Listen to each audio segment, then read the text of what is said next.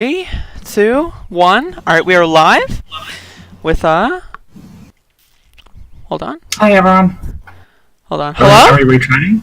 Yeah? Wait a second. I thought I heard myself for a second. I'm gonna lower my volume. Alright, anyway.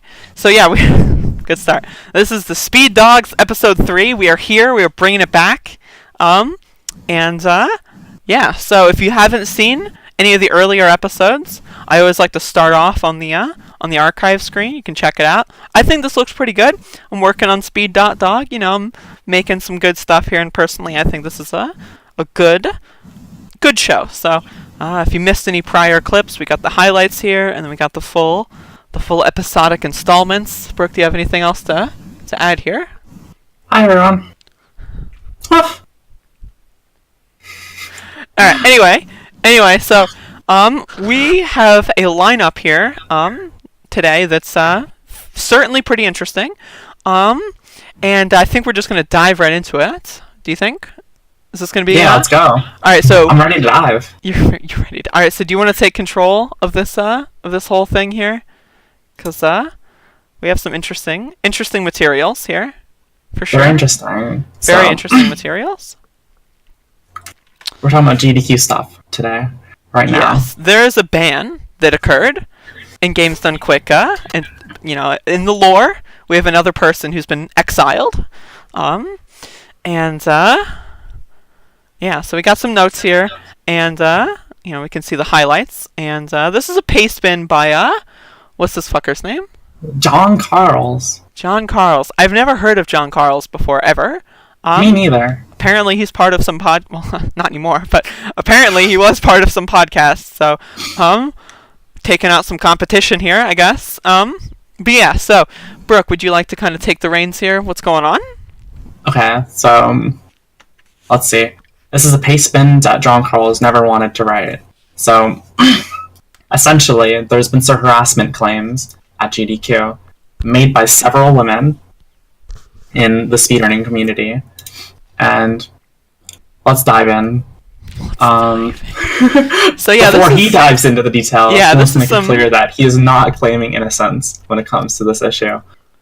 Yeah, this is definitely some very interesting materials here, without a doubt. So if you haven't heard of this yet, then this is definitely something I would recommend you buckle up for, because we're gonna go through some bumpy roads because this is getting good. So yeah, what would you like to you just want to read the highlighted text? Yeah, because this paste bin. So yeah, John Carls wrote this paste bin, and it's like it's a lot of rambling. So we just kind of like highlighted some of the key moments here, and we're gonna go over that. Yeah. So at the start here, you can kind of he's trying to situationally put himself in a particular kind of headspace, right? But what that really means is he's basically kind of the introductory segment is just pure damage control. This is something that like he would send people and then hope that they don't see anything else. Which is like, this is why they always say there's two sides to a story and all that kind of stuff. But this is stuff that like, you have to really keep in mind the wording. So, like, for example, like, I want to be in the right mind space to communicate everything. Not saying this for sympathy, yeah. Like, it's interesting. This kind of wording is interesting. So it's definitely something to keep in mind. Yeah, and he uses language, like, in this line here. I made repeatedly bad judgment decisions, specifically in the realm of being too forward. So, like, I don't know what you would expect too forward to be, but, like, not so clear there. But he goes into some more detail, I think, a little bit. Yeah, so okay, so let me give my perspective here, because we went over this while we were setting up. We went over this, I think, 2 days ago. So I read this, and again, I didn't know who John Carls was. I don't know anything about any of this situation other than this paste bin at the time. So I'm reading this, and it seems like, oh, well, maybe this person kind of understands where they went wrong. Maybe they're kind of like, trying to begin their own redemption arc, so to speak. And that's how they're writing it. But, that's it's definitely not exactly how things seem to have gone. Yeah, so we can see here, this is like not sending unsolicited dick pics to people, so that's good. That's good, That's a I think. start. That's a very You good know, start. that's a good start. Um, I was not groping people or following them around. Okay, cool. He also claims that none of this occurred at GDQ. An interesting claim, considering, I mean, they're so like the people who like reported him were at GDQ, and like he was also at GDQ. So I find the claim of like that it didn't take place at GDQ a bit disingenuous. Especially given some other details we'll get into later. Mhm.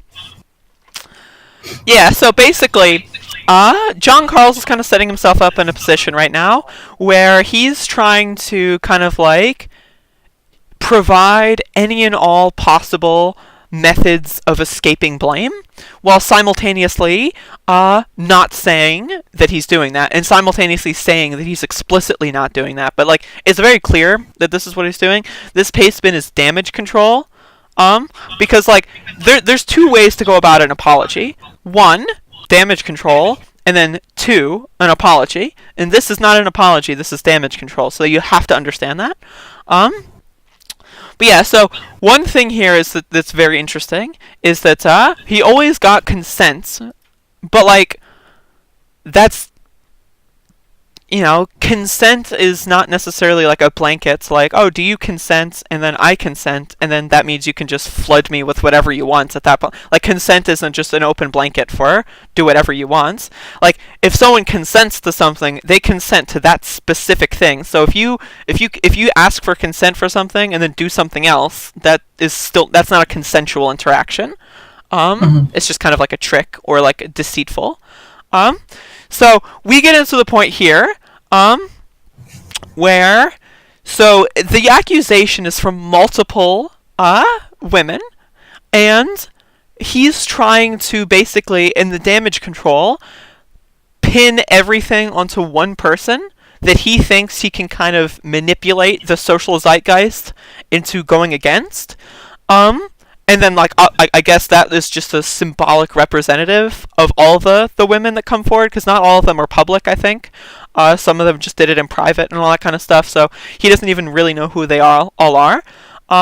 So this is him, like, the rest of this pastebin, I believe, is him just kind of, really, I hesitate to use the term attacking, but, like, attacking this person for no reason. One thing I noticed is, like, he doesn't really apologize to any other people besides this girl he calls Wendy. I love this line though.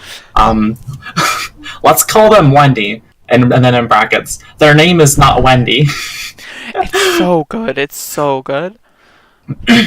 So the situation between them is they were friends between speedrunning, and I don't know. I guess they were friends for a little while, and then in this line he says he offered to send a sexy non-dick picture of myself, and then she consented.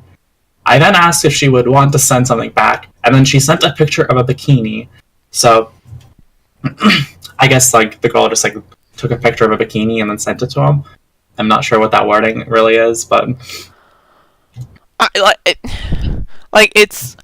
he is, again, it's just making the situation all about one person that he can kind of attempt to kind of socially construct the narrative against.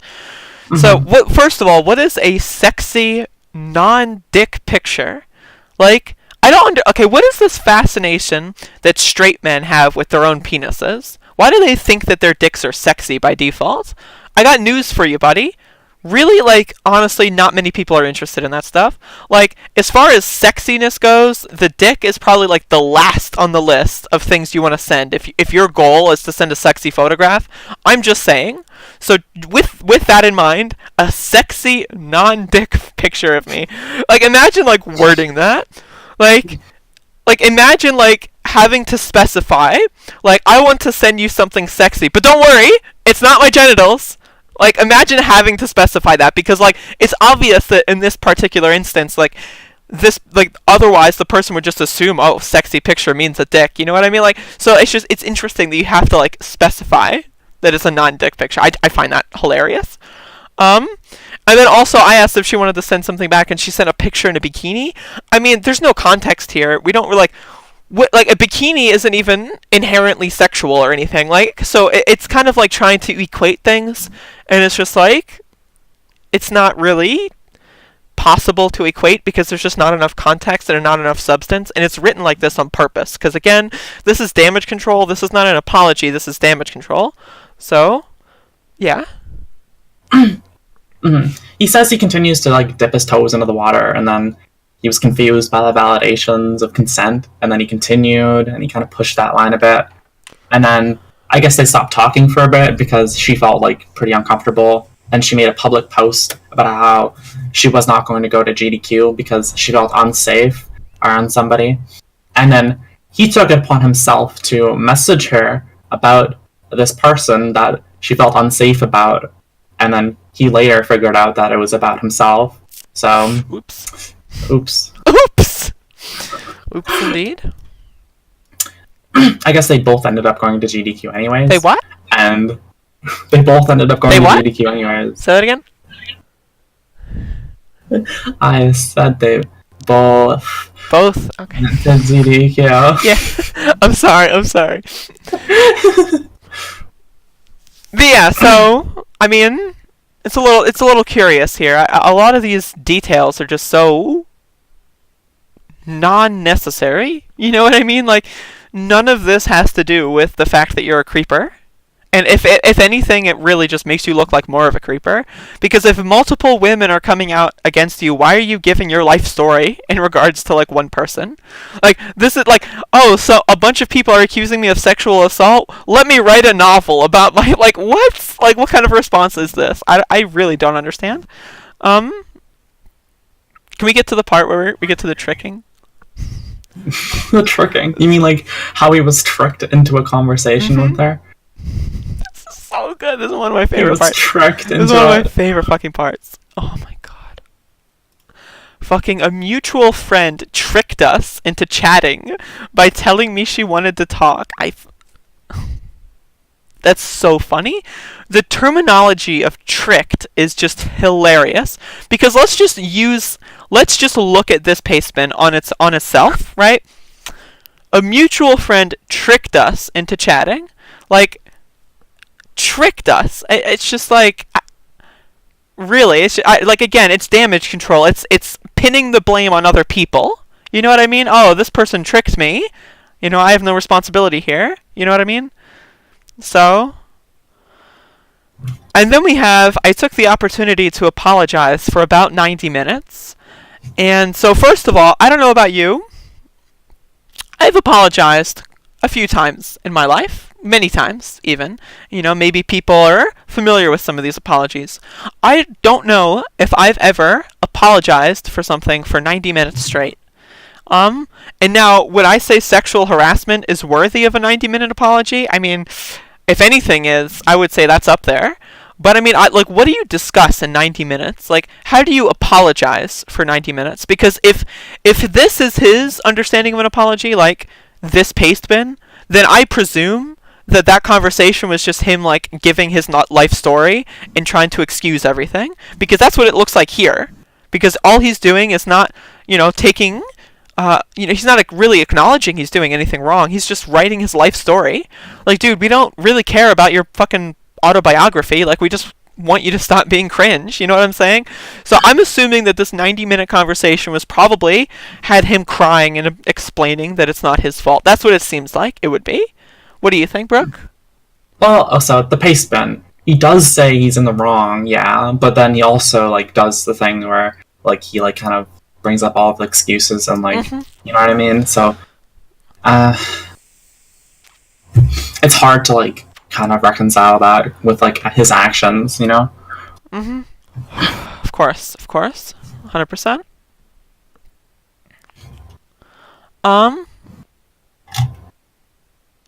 Yeah, so it's just like, and he writes it here, like, just mindset and background. It's just like again, we don't care. Like, we get it. Like, if you're writing something like this, having your background is maybe a little bit more appropriate. But when you're directly apologizing to someone who you've been severely inappropriate around. I mean, like, explaining your entire life history is just like, you don't need to do that. You know what I mean? Like, you can just, like, and again, it doesn't take 90 minutes. You can just say, like, I, kind of sheltered growing up, I'm kind of weird, and, I'm awkward sometimes, and I just never really learned better, and, like that doesn't take 90 minutes to do. You know what I mean? Like, that takes, like, 10.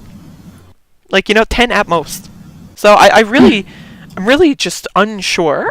I'm very unsure of really just all of this. This is just so strange. The strange materials. Mm-hmm. I don't know. It is absurd how much he like attempts to apologize just to the girl he names Wendy when there's so many other women that like could be reading this and they're just like completely ignored. Yeah. And, like, again, this whole paste spin is about one person, and it's just like, that's not appropriate. If you want to make a paste spin about that one person, that one story, like, maybe make another paste spin and don't put it on your overall general apology. Just words of advice going forward if John Carls is someone that Google searches his name and then finds this video. So, hello. But just, some words of advice going forward. This damage control is not the way to... The mindset going into an apology is not, how do I mitigate the fall? It's, how do I make amends for my mistake? So just, that's how it works. And then we have some interesting stuff here. So basically, they go into, like, future Games Done Quick events. And how he's being a noble man and trying to avoid this person to make sure that they're not uncomfortable or whatever. And so this is an interesting part. Friends were alerting me to where she was so that I could avoid running into her. So I really am curious. I would love some more substance on this, because I'm really curious. Like, what does this mean exactly? Like, alerting me? Like, so is it like is John Carls, like, in the hotel room and then, like, texting, like, fucking whatever the fuck, and it's like, hey, I want to go to the practice room, is you-know-who there? And then, like, the phone buzzes, like, 6 minutes later, and then it's, like, a response with, like, coast's clear, dude! And then, like, he just, like, runs to the practice room. Like, what does that mean? Like, and then he finds the door in the way. Like, friends were fucking alerting me. Like, seriously. I mean, like, it sounds noble, but, like, when you actually try to think about, like, the substance here, like, it just seems a little bizarre, and it, like, I highly doubt that they had, like, a text network of, I highly doubt this happened. And if it did, I mean, I want more information, because that sounds very interesting. must have had, like, friends scout out, like, in front of him to make sure he didn't, like, bump into him in the hallway. Yeah, like, it's interesting. And then he kind of, like, flips it on its head after this and kind of says, any time that we were in a similar situation, it was her fault. You know what I mean? So he kind of, like, pre-adds, like, this whole, like, oh, we have this network of texting to make, like, just making it look like he was trying. And maybe he was trying. Maybe he was. But either way, like, after this, he just kind of pins the blame solely on her. And it's just like, it's a little ridiculous. It's a little ridiculous. So, it's a little ridiculous. And again, like, this is little weasel words here. Little weasel words. Like, oh, I do appreciate that she did not attempt to talk to me. Like, this is added at the end after you just, like, had a bunch of sentences describing how, like, she was all around you. You know what I mean? So it's just, like, again, weasel words. Because, like, this is for, like, the John Carls fan to go, like, oh, well, she was around him and, he did his best. But, at least, like, that's what this is for. You know what I mean? And I keep repeating that, but it's just such an important thing to keep in mind, I think. The last kind of, like, third of the paste bin is kind of talking directly towards, like, his viewers and, like, what he wants to do going forward and how he appreciates that, like, this happened so that he can become a better person and a better man and, like, that kind of stuff. And I'm not sure how I feel about that. Like, I don't know. It's kind of odd. It's kind of strange. How do you feel about this, Andrea? Again, it's damage control. Like, I get it. Like, the saying, I want to be a better person is good at the end of an apology. But saying that with all of this, you know what I mean? It's just he's using that particular phrasing and terminology in ways to express himself, like to make it seem like he's more genuine than he actually is. And maybe this is genuine, so I will give maybe a little bit of the benefit of the doubt. Maybe this whole pastebin is genuine, and maybe he thinks this is like actually how you apologize.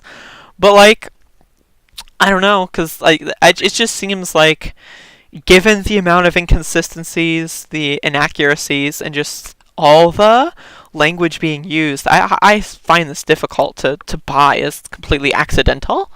You know what I mean?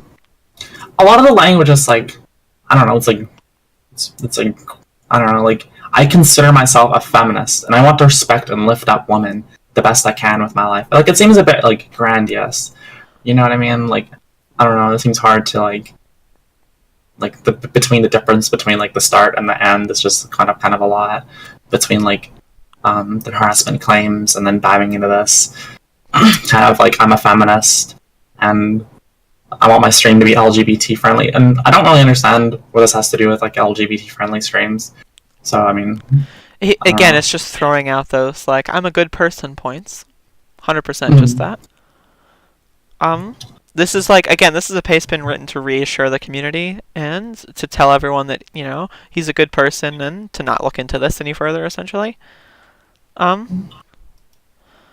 And again, these actual lessons here, like actually writing this is a good start, but it's just like, this is not good enough. You know what I mean? It's just not good enough. You can't just apologize.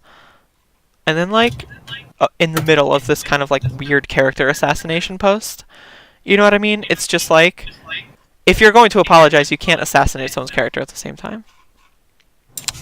Assassinate? No, I mean like for real, like it's just a little ridiculous, you know? But wait, there's more. There's a sequel. Shall we get into the sequel? Yeah, let's go. I'm already in sequel. There. But wait, there's more. Alright, so we're at the sequel now. So this is a pastebin written by the aforementioned Wendy. And goes into some interesting details. I feel like we've been drowning on a little bit about this. A lot of this pastebin kind of reaffirms a lot of what I was thinking on the initial read through, and kind of like what stances we've been taking. So like when we say things like it's damage control, that's basically what this pastebin is kind of it's just reaffirming an additional evidence that it's damage control. So we're not going to really go through all of this. I do recommend reading all the pastebins just if you want a complete story. But again, like this pastebin's really just like a fierce destruction of just all that garbage, and it's just like it's just really good. Yeah. If you want, we could start at the purple above the red. Mm-hmm. When we start getting into like the stuff he doesn't really talk about in the bin. Yeah. And how she kind of like shines some light on some additional details. Yeah. Into their relationship, and she provides some screenshots that we can look into as well. Mm-hmm. But yeah, I mean, like, so one thing is, obviously we've already read this, so we can kind of summarize, is apparently, this woman works in, like, a pool area, or whatever, and was just wearing a bikini as part of work, and John Carls knew this, and pressured her into sending a live selfie, knowing that she was wearing a bikini, and that kind of, like, is not similar to, oh, well, I sent a sexy non-dick photo and she replied with a bikini pic. Ooh. Like, it's not, it doesn't work like that. You know what I'm saying? Like, it doesn't work like that. And it's really funny because, like, a lot of the language here is just really funny, especially this. He's been inappropriate with so many women, he can't actually narrow it down. Like, he doesn't know who the other people who are speaking out against him are because there's just so fucking many. You know what I mean? And it's just, like, the fact that that's a thing is just, it's really funny. It's really funny. And then I just want to, like, specify, women who say no are not a challenge. They don't want you. Very important. Because I feel like a lot of straight men just don't understand this. Having had straight men in my DMs, like, on a nearly daily basis for, like, a year now, they really don't understand that. That's just something that's foreign language to them, for the most part. And so this also goes into detail about how Wendy reported him way sooner and specifically asked not for him to be banned to give him a chance to redeem himself. And that was like, I guess, that was at SGDQ 2018, right? So, and then he just got banned. So it's obvious that like he knew that he was being a creeper, and he knew he was on thin ice and kept doing the same shit over and over and over again until the actual consequence happened, which just proves more conclusively that this is complete damage control and he doesn't really actually care. And maybe he does care now. Maybe the consequences actually affected him, and maybe like it actually worked, and maybe he actually knows what he did wrong. But I mean, until I see some sort of more information that's an additional pastebin, and if there is one, feel free to send me the link and we'll do a follow-up, you know? But like, as it stands right now, to my knowledge, I don't consider him having any sort of epiphany or lesson to be factual, you know? From my guessing here, like, when he got that message about how he was on thin ice, he kind of took that as a way to just like go towards other women instead. Yeah, so, instead of, oh well, I can't attack this one anymore. I've used up all my cringe on this woman, so let's just go to woman number 2. Hey, you want to see a sexy non-dick photo? Because this, okay, this is the straight man horny on the internet mindset. It's like you just go from woman to woman to woman, like just begging for sexual attention, and eventually, like, maybe, I guess, one of them will say, yeah, sure, why not? You know? And it's like, and it's not out of like, you know, genuine interest. I can tell you this much, because like, again, I have straight men begging me for sexual attention on a near daily basis, and sometimes I think to myself, you know what? Let's just engage, because why not? It might be interesting. I've had straight men like who are super horny, like, and I've like, you know, made them take quizzes, you know, about communism before I send them any photographs in response. Like, that stuff is fun, you know? So but like the point is, like, if someone does really kind of, you know, consent, so to speak, chances are they're doing it because they think you're pathetic. So I just want to, just so you know, just so that's everyone encompassing is aware of this knowledge. There you go. Do you have any comments, Brooke? No, I don't. That sums it up, really. It sums it up! Yeah, like, again, I don't want to read all of this, because a lot of this is just, like, I don't want to spend too long bullying the guy. And I think we've gotten really most of the information here. This is just a super in-depth kind of response that just shows that literally I think everything John Carl said was, like, fucking just either completely fabricated or very cringe. And then I just want to go over this part where the tiny towel. Yeah, we need to discuss the tiny towel. So we needed to take another 5 minutes out of our day to discuss the tiny towel. So again, when you heard the phrase "sexy non-dick photograph," what did you think? Right? Like, maybe someone, like, posing shirtless, you know, like, hey now, like, maybe someone, like, like doing this or whatever, but no. Like, it's just so good. Did I expect the photo to be nude with only a tiny towel covering his dick? No. Like, literally, what on planet fucking Earth, honestly? Like, what on planet fucking Earth? Who uses sexy, non-dick photograph to describe completely naked with a napkin on your dick? Like, who does that? Nobody does that! You are the first person to ever do that. Congratulations. I also want to, like, point out how, like, so the premise of sending this picture is that he wanted her to give their opinion on whether it was a good photo to send to other women for the purpose of dating. So, like, as a premise, like, that's not a good way to, like, show interest in, like, the person you're talking to. Yeah, again, it's just trying to, like, it's getting that consent. You know what I mean? Because that's all men are after. They're after the consent. And of course they think you can't reverse consent, right? So, like, they're after that consent. So it's always framing things in a way that so that they can get you to consent, and then that's where they throw the shit all over you. You know what I mean? So it's like, do you consent to a non-dick photograph? You know, and it's like, I mean, yeah, sure. Because, like, non-dick photograph, you don't think like, you know what I mean? Like, why? Who on planet Earth would think a non-dick photograph would literally just be a naked photo with like the dick blurbed out? You know what I mean? Like, nobody would think that. No human on planet Earth would ever consider that like genuinely understood in the English language. So this is just absurd, and it's just like stuff like that is just, my God. I love this line too. As far as I'm aware, I am not the sole recipient of that photo. Exactly. And then let's get into another. This is where it gets.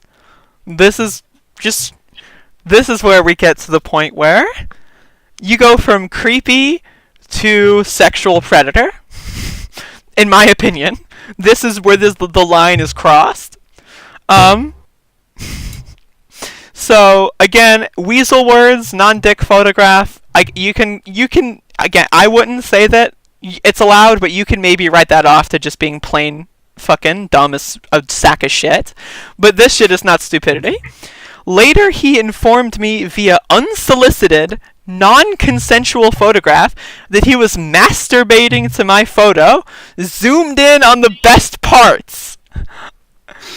The picture is a screen cap of a Pornhub window on the left, which reads, "Supermodel fucked by photographer at casting." On the right is my zoomed-in picture with his nude leg propped up on the bottom right of the frame. That's quite a description. Again, this is where we cross the line from weird fucking cringe lord to sexual predator. This is sexual predator territory. This is sexual predator territory. And again, like, God bless Wendy here. Can you post her shit in the chat? Just everyone should follow this person. Like, because like, God bless her for not posting this photograph, because I would have posted this. If I had this photograph at my disposal, I would have posted it, because honestly, this sounds amazing. So I'm just saying, like, she's a better person than myself by a long shot. So I really, I don't, like, again, there's more evidence here, but like, I don't want to go into all this much. There's also a really part here. Our 90-minute convo is actually closer to 5 hours. Oh my God. Like, so again, if you thought apologizing for 90 minutes was a little bit excessive, like, I'm thinking here, right? I thought 90 minutes was like an exaggeration in his like favor. You know, like, oh, I was apologizing for a long time or whatever. That's what I thought. But no, 90 minutes was like an understatement, because he was actually that ridiculous. You know what I mean? It was actually that fucking ridiculous. And it's just like, that's funny. It's just, this is hilarious. Like, I can't believe this person is trying to get away with this. And then we have another part here that's very curious. Where there's like apparently something that happened at SGDQ 2018 where he kind of like just grabs her arm for no reason at kind of like a party or something and just like makes conversation, which is just like, newsflash, if a woman is very, very afraid of you touching her and afraid of you sexually abusing her, I would recommend in the future not to touch that woman. Just you know, throwing that out there as a possible option in the future. Just don't do that. You have anything to say? I don't want to leave you out of here, Brooke. She does mention that she did not feel unsafe. So she did say she could probably kick his ass or something. So okay, yeah. Just to point that out. Yeah, so unsafe is, I guess, not necessarily the best word. Uncomfortable is probably a better word. Yeah. Like John Carls does not seem like the most physically fit individual in reference to like being able to rape someone. So it's more than likely that you know, obviously her safety wasn't in danger. It was more so like, who the fuck is this creeper? Like, get the fuck away from me, gross. You know. So, and that's, you know, again, that's really funny. And it's just like, it's the fact that he has several accusers and still is trying to do that paste spin where it's just all on her is just kind of ridiculous.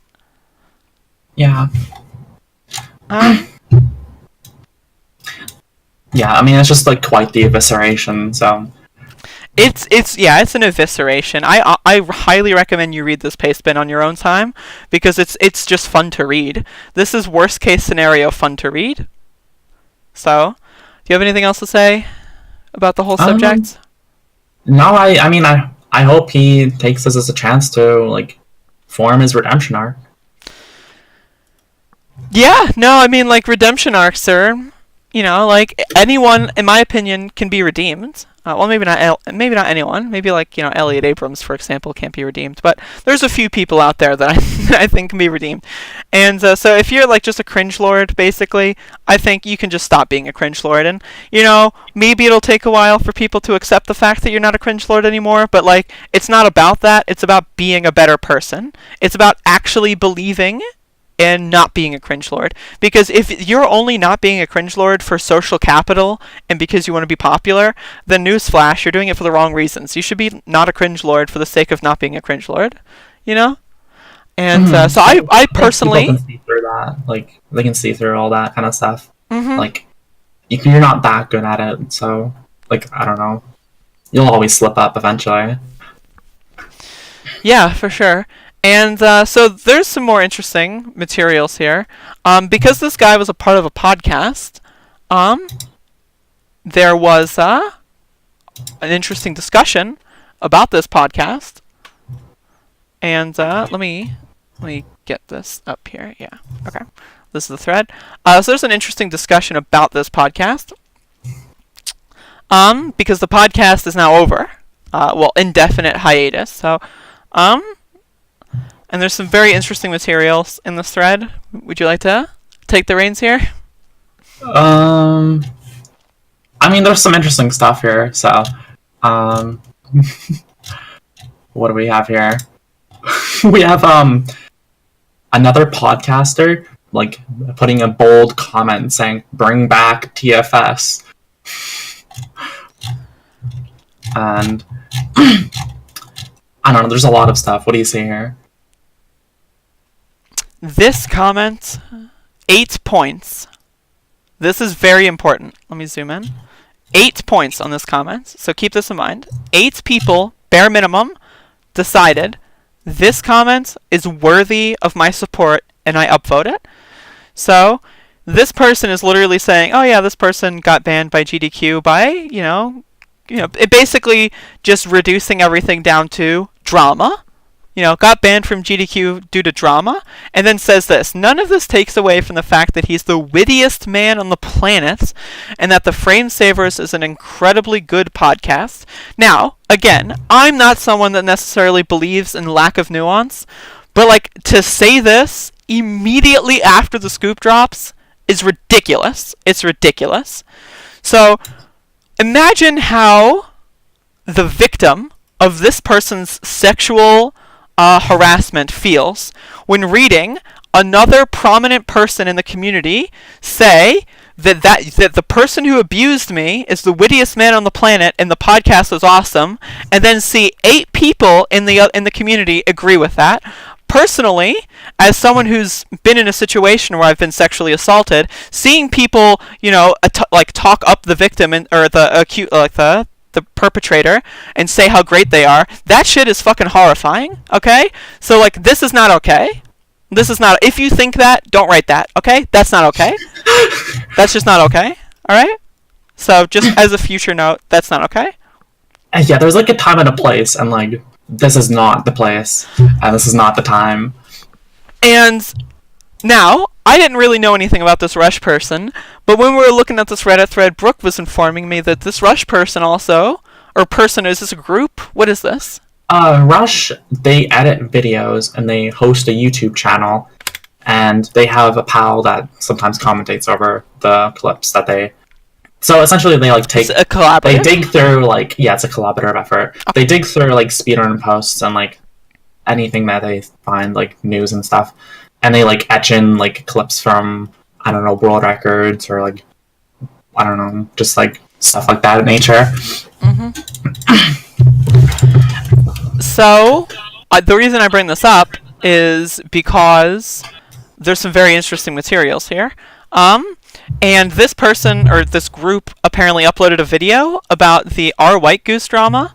where it was just a clip show of like all these reporters and these news people in the gaming community on YouTube reporting about the ban, and it was just like just whitewashing anything that happened, and kind of just like was just saying like, oh, here's some clips of drama. And then like the reason I want to talk about this is because it's irresponsible. It's irresponsible reporting. And it's like, because like this is reporting. When you make a highlight channel like this and you're reporting on drama, you're reporting, right? So you can't do a neutral take when it comes to white supremacy, and you can't do a neutral take when it comes to sexual predators. There's no such thing as a neutral take. You can't see both sides when it comes to a sexual predator, and you can't see both sides when it comes to a white supremacist or a transphobe. So this clip show is just kind of like, oh, here's some people discussing the drama, and like the timeline is completely inaccurate. It leaves out all the details because no one knew anything about this stupid white goose shit. And it's just like, you look at the fucking the comments here, and the comments are just disgusting. So let's just sort by new comments.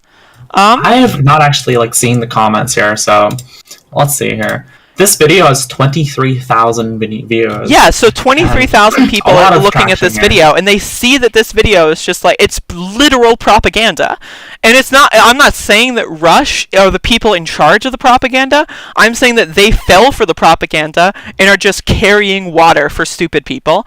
And I'm not going to let this go, you know, unchallenged. So just look at the comments here. Like, look at this. This is beyond degeneracy. I cannot What believe Goose that. posted in Discord is not even remotely close to being terrible views.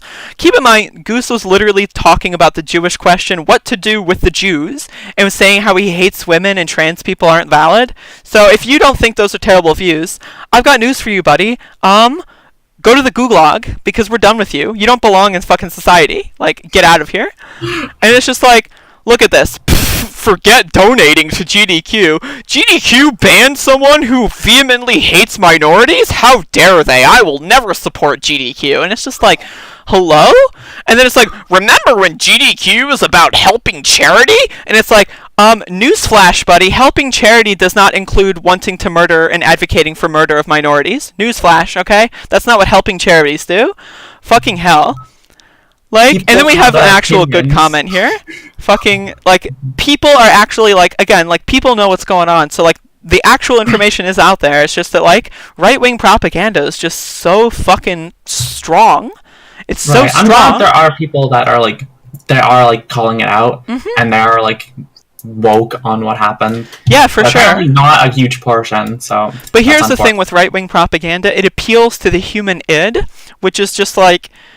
you know, not logic, not reasoning, and it's just pure emotion. And, like, as much as the right wing loves to go, like, oh, Fox don't care about your feelings. Like, literally, right wing reactionaries are 100% fueled on emotion.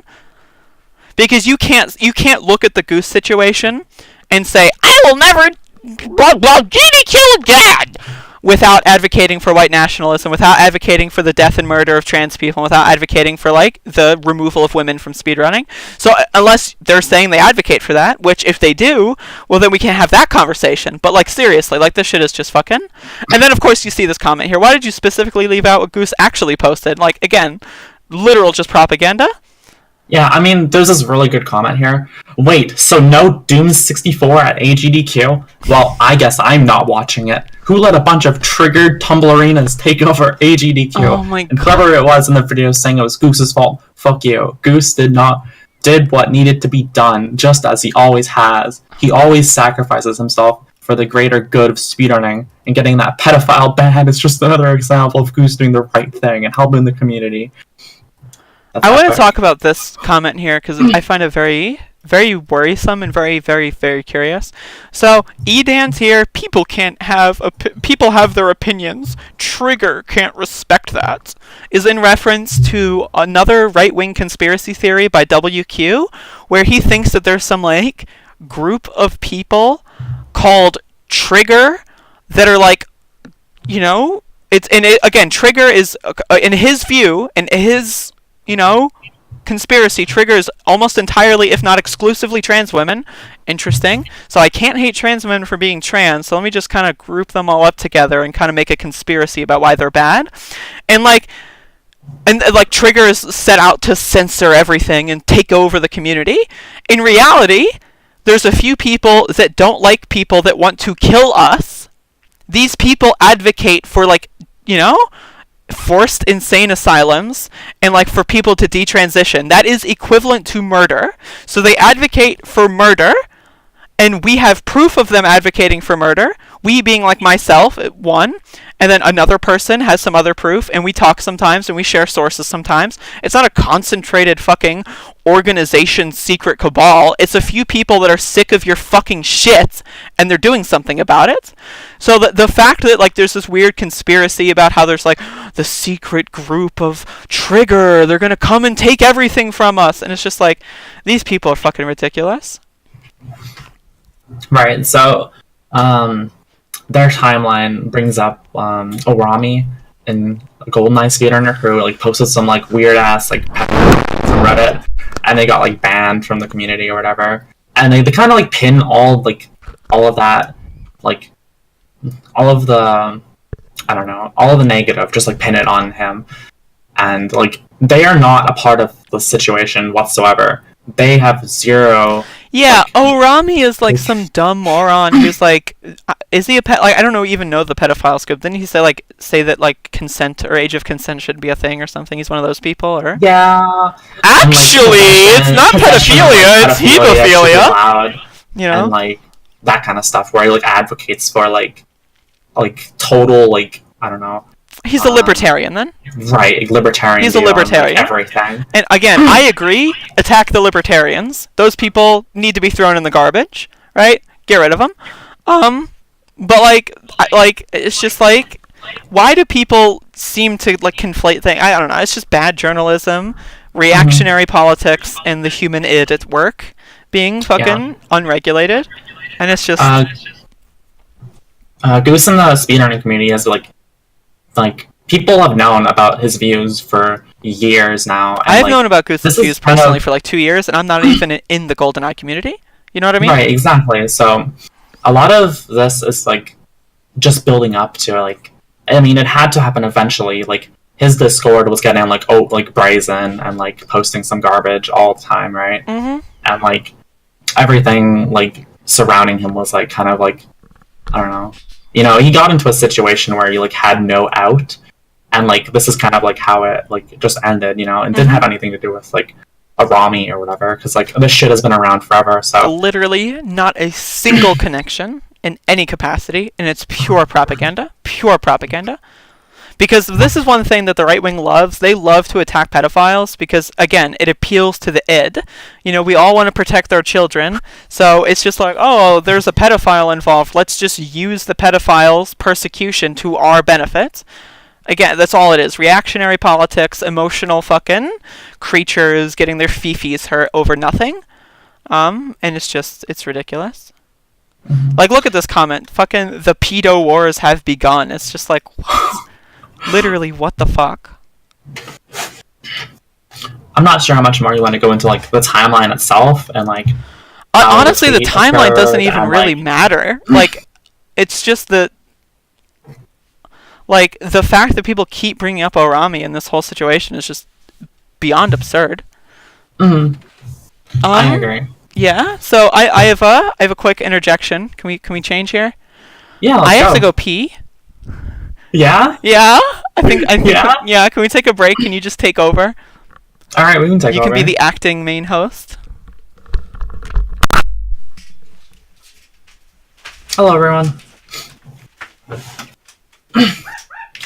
So yeah, more on this, I guess. I can just read more comments. Why not? Oh no, it's not Jordan Peterson. Where is my safe space? RIP, Goose GDQ sucks, and I will never support them in the future for this, and other scummy things they have done. Why do all the content creators choose to out themselves as fucking bitches when they can literally discuss their plans for a white ethno-state in private with other gamers?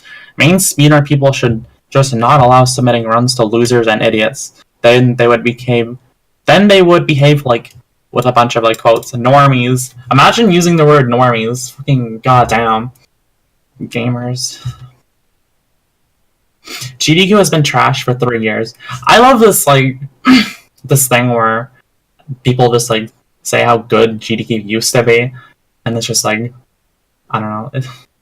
There is some merit to it, but like it's I don't know. It's just garbage essentially.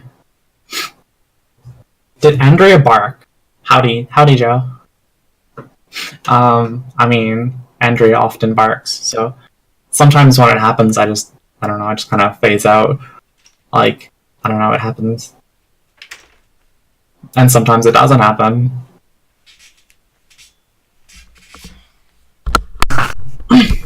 What up? Hello. I was just reading some more comments. Alright, good shit.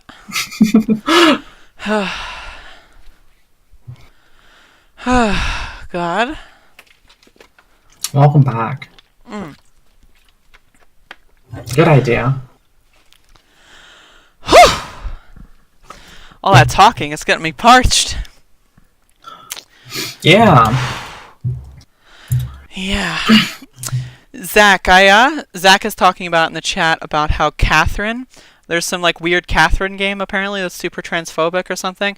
I saw one of like there's like some weird competitive dude who like plays that. I saw he was talking about it. I haven't looked into it totally yet. I was thinking about putting it on the back burner for the next Speed Dogs. So yeah, I wanted to look into that too because I seen that you retweeted that, and I looked into it a little bit, and I've known for a little while now that it had like some like weird transphobic shit going on in like the story, and I didn't really look into it, but I guess there's a sequel now, so now would be a pretty good time to take a venture there. But yeah, so before we move on to other stuff, I wanted to take a little moment here. While we were on the subject of demons and demonizing, I wanted to, on the subject of talking about redemption arcs and redeeming yourself, I wanted to talk about how Private Cinnamon Bun, who last time on the Speed Dogs we made fun of him and he said he was going to do a redemption arc. Less than a week later, he posts some very interesting materials here, and it's just like I just have a screenshot of him retweeting it, and it's just very interesting materials. So he reposts some video of like people being murdered with like epic meme music over it, and like he's laughing at it and thinks it's like the most hilarious thing in the world. And it's just like, imagine like, and his pinned tweet is still like, oh, I'm gonna be a better person, and it's just like, imagine like a better person who laughs at people dying and who mocks like pain and agony. Like I watched this video just to see how bad it was, and this video is literally like one of the worst like videos I've ever seen, and as far as being offensive goes, it's people having an argument that ends up with people being shot and killed, and then it also includes like a lifeless corpse and screaming and crying, right? Screaming, crying, and agony over like meme music, like fancy comedy music, and it's just like, imagine thinking that's funny. I just wanted to take a moment, Private Cinnamon Bun, the redemption arc is very epic. Yeah, that kind of stuff, like, I honestly, like, cannot even watch that kind of stuff. Like, that is just, like, this, like, absurd garbage. And again, like imagine, like, the fact that this video even exists is just disgusting to begin with. But it's like, imagine watching the video and, like, you don't know that people are dying, right? And it's just, there's just, people arguing, and then all of a sudden, people get shot and killed, and, like, there's a lifeless fucking corpse. Right, so, put yourself, like, you follow Private Cinnamon Bun, and you see this video, Borderlands 3, The Tales of Texas. No comment on, like no descripting here. Like, it's just a video, right? So, like, I don't know, maybe you're scrolling through, you're on the bus, and you're watching some videos, and you pick this video, and it's just, like, the most horrific shit possible, and it's just, like, I don't know, like, it's just so gross. Yeah, it's ridiculous, and I want to take any and all opportunity to make fun of this stupid fuck when I can. So, nice redemption arc, jackass. Go fuck yourself. And I also wanted to take a little bit of moments before we go on to the political section of the podcast, while we're on the discussion of speedrunning, to just kind of like, I want to do like a little call to action here. For everyone in my community, personally, because I think it's important. And so I made a little thread here that I think is important.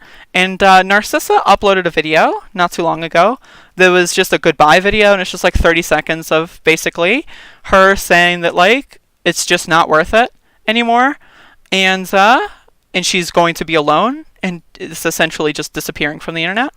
And so this is very worrisome because I mean, it's just like everyone knows, and if you want to pretend like you don't know, like, feel free. But everyone knows that she has been on like the receiving end of an extremely awful and evil, hateful fucking campaign of people from like Kiwi Farms and like fucking Reddit and like fucking 8chan and like 4chan. It's just like there's so many groups of people that want to see her suffer and die, and they actively attempt to do so by like just being extremely awful. And every single person in the speedrunning community knows about this. Every single person. And nobody does anything. And even worse, that like everyone just pretends that like, oh yeah, it's all justified because she made like a weird video like 3 years ago. And it's just like, that shit is just ridiculous.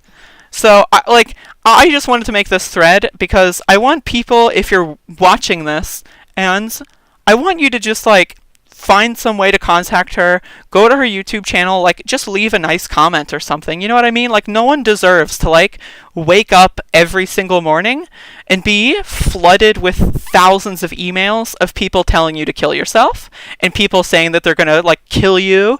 I'm gonna come to your house and fucking like nobody deserves that. So like the fact that everyone knows, right, that this has been happening, like it's just I don't know, it's just kind of silly. Like, and I'm not asking you to, like, be super cool friends with her. She's rightfully very kind of reclusive. It's just like, I don't know, leave a nice comment, It's just like, talk about it. It's like the little things sometimes that, like, make you really not feel so alone sometimes. And I know that would, like, help me if I was in that situation, Yeah, for sure. Like, to go from... Again, like, she is often hailed as, like, the pinnacle of the history of speedrunning. Like, you see all these videos, like, I wanted to get into this, but I will later. Like, fucking Apollo Legends downfall video is just, like, disgusting.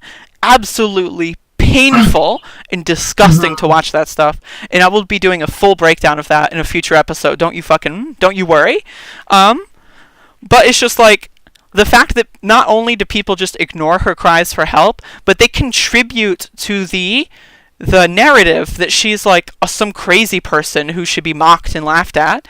Like if you go to any fucking speedrunning stream and bring up like, I don't know, Zelda any percent, a popular speedrunning stream, you're gonna have someone in the chat go like, ha ha ha, Cosmo, Kappa, and it's just like, really? Like, and then like, those people get away with it, and everyone like has like, ha ha ha, Kappa, and it's just like, really?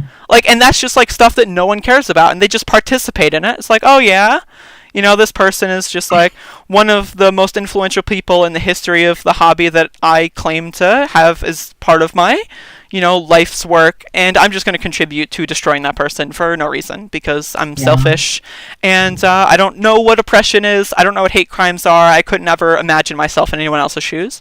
So like honestly, like anyone who's ever gone like silent about this stuff, like it's kind of disgusting, and I have to take responsibility because like when she first came out, I was part of the people that kind of like mocked her, and I regretfully, like, I deeply apologize for that, and we've had conversations over the past like 2 years about it, and like it is just like she told me straight up that like she didn't really care about me. It was just the overall zeitgeist, and she obviously appreciates me coming around and apologizing, but it's just like, again, like people aren't irredeemable. Like if you have a history of attacking Narcissa, like do something about it. Like she needs help. You know what I mean? Like, and we're not asking you to fucking give her money. We're not asking you to, like, be her best friend. We're not asking you to subscribe to her shit. We're just asking you to, like, be nice to her. You don't even have to send her a comment. Just if someone ever brings her up, just at least give perspective. Don't just say, oh, yeah, she made a video that's weird, so, mentally ill, haha. Like, that's just disgusting. It's disgusting. It's disturbing to me how, like, people kind of divorced her from, like, the past. Like, because ultimately, like... like they are like the same person, and they didn't like just suddenly like morph into like some other person, you know, and like that kind of thing like gets spoken about a lot, or like not spoken about, but like it's like kind of like assumed to that to be the case. Yeah, And, like, it's just like the not general true. kind of understanding that speedrunners kind of have when discussing Narcissa is, I'm not transphobic, she's just weird now. Which is like, Right. that's not transphobic, that's extremely transphobic. Why is she weird now? Probably because she's, I don't know, had to suffer from literally thousands upon thousands upon thousands of messages telling her to kill herself every single day. So, next time you think someone who's trans acts a little weird sometimes, just consider, how would you feel if you went from being one of the most beloved people in, like, the history of like a now ever growing niche hobby, and you went from one of the most iconic beloved people to being like literally bullied into suicide, like just because you transitioned. And like you can say, oh, when she transitioned her content changed, but that doesn't fucking excuse the fucking bullying and the fucking way people treat her, and it's just ridiculous. Makes Yeah, I me mean, fucking sick. people often change their content all the time. Like, people get sick of playing the same stuff, you know? And, like, I don't know, maybe they just took that as an opportunity to do other things. And, like, there's, like, no harm in that, really. And, like, I don't know. It doesn't excuse the bullying, and it doesn't excuse, like, the hate, you know? It's ridiculous. It's ridiculous. The shit just fucking infuriates me. And like, again, like I personally would prefer if you retweet my tweets because I think it's important. But I mean, like, like the thing is, like, I just don't like the speedrunners. Just don't talk about this. Like, they just don't care. They just want to pretend like, oh yeah, I like trans people, but then like they don't actually go the extra mile to actually show that they care about anything. You know what I mean? And it's just like, it's sad to see. It's awful. Mm-hmm. Like, this shit's just awful. So like, I just wanted to bring awareness to this because I think it's important. Um, and if you're listening, I highly suggest you go about doing something, to help. Do you have anything else All to right. say, Brooke? Would you like to, take me into the land of politics? All right, so we're moving on? Okay. What do we have here? I've got a lot to say. I have a lot Yeah? to say. I have a lot to say. The I'm excited. political zeitgeist over the past week, I have a lot to say. It seems like a lot is happening. I have a lot to I say. mean, First, lots of stuff is first going what I on. want to say is I wanted to look at this tweet here. This is Chelsea Clinton. You may recognize that last name, perhaps, and you may recognize that for a reason. And she was one of the pivotal members of the smear character assassination campaign on one of the only Muslim members of Congress. So, right now, I consider every neoliberal who attacked Ilhan Omar to be Islamophobic, and that's just full stop. If like, and unless they deeply, regretfully apologize, which I have not seen from Chelsea Clinton, and it's just like, so if you don't know, basically, like this shit is just ridiculous. Like, I mean, yeah, she retweeted her apology. I think that's like a good like apology towards her. You know, just retweet their apology. okay, so I want to get into this, and I want to start from the top. For if you don't know, so Ilhan Omar is one of the two, new Muslim women in Congress, and basically, her and Rashida Tlaib have been non-stop attacks, smear campaigns, calling them like, oh, they're anti-Semites because they support Palestine. Oh, they're fucking violent, they're hateful, they're racist, they hate white people, they're evil. There's even conspiracy theories like, oh, they're incestuous, they're gross, they're culturally awful, and then they mix them up. Like, right-wingers love to mix up Rashida Tlaib and Ilhan Omar all the time because, oh, they're exactly the same. And it's just how can you tell? There's two different people. How can you know? Exactly. It's just, I don't know, they look the same. So basically, Ilhan Omar, she believes that Israel is a bad government, which is factually correct. By every scientifically proven data point and metric that we as a human society can gather together, Israel is a horrendous government. There is no exception. There's no nuance, really, even at this point. It's just they're bad, and they need to be spoken out against. So basically, there is a lobbying committee on the behalf of Israel. So this is a far-right government, has a lobbying group based on getting people in Congress to support that far-right government in the name of Judaism in Israel. So essentially, Ilhan Omar is like, isn't it weird that like all these people that get like, you know, all these donations from Israel are kind of supporting Israel's war crimes? Isn't that a little strange? And she jokes about it. And there's some nuance here. I'll be honest, there's some nuance with these original tweets. She says, and I quote, "It's all about the Benjamins, baby," in response to you know, some Israel stuff, and people think that she's implying that, you know, oh, it's, you know, the Jews and the gold and the shekels and the tropes and the Semites, and it's just like, no, it's literally, literally all about the Benjamins, like the $100 bills, you know, that are thrown into their back pockets. We're talking about those. And, like, I get it, you know, like, there is a serious neo-Nazi problem, but then again, a fucking bill just passed that literally has 1488 written into bill, Nazi propaganda, so the people that, like, are virtue signaling over this stuff are, like, just, like, come on, it's ridiculous. There's a lot of hypocritical stuff. Yeah, like, neoliberals are hypocritical, racist, fucking disgusting morons. They know exactly what she means. They're just, because they're all paid, are refusing to buy it. And like, it's clear as day. Ilhan Omar says, what I'm talking about is AIPAC. I'm not talking about Jewish people that control the world. I'm talking specifically about AIPAC, which is the vehicle for a far-right ethno-state fucking, like, disgusting apartheid regime. Like, it has nothing to do with them being Jewish, okay? I dislike Saudi Arabia for the same fucking reasons. Mm-hmm. Does that make me fucking Islamophobic? No, it makes me hateful of far-right genocidal dictatorships that, like, fucking hate people for no reason. Like, that's just ridiculous. Just, like, fucking crazy.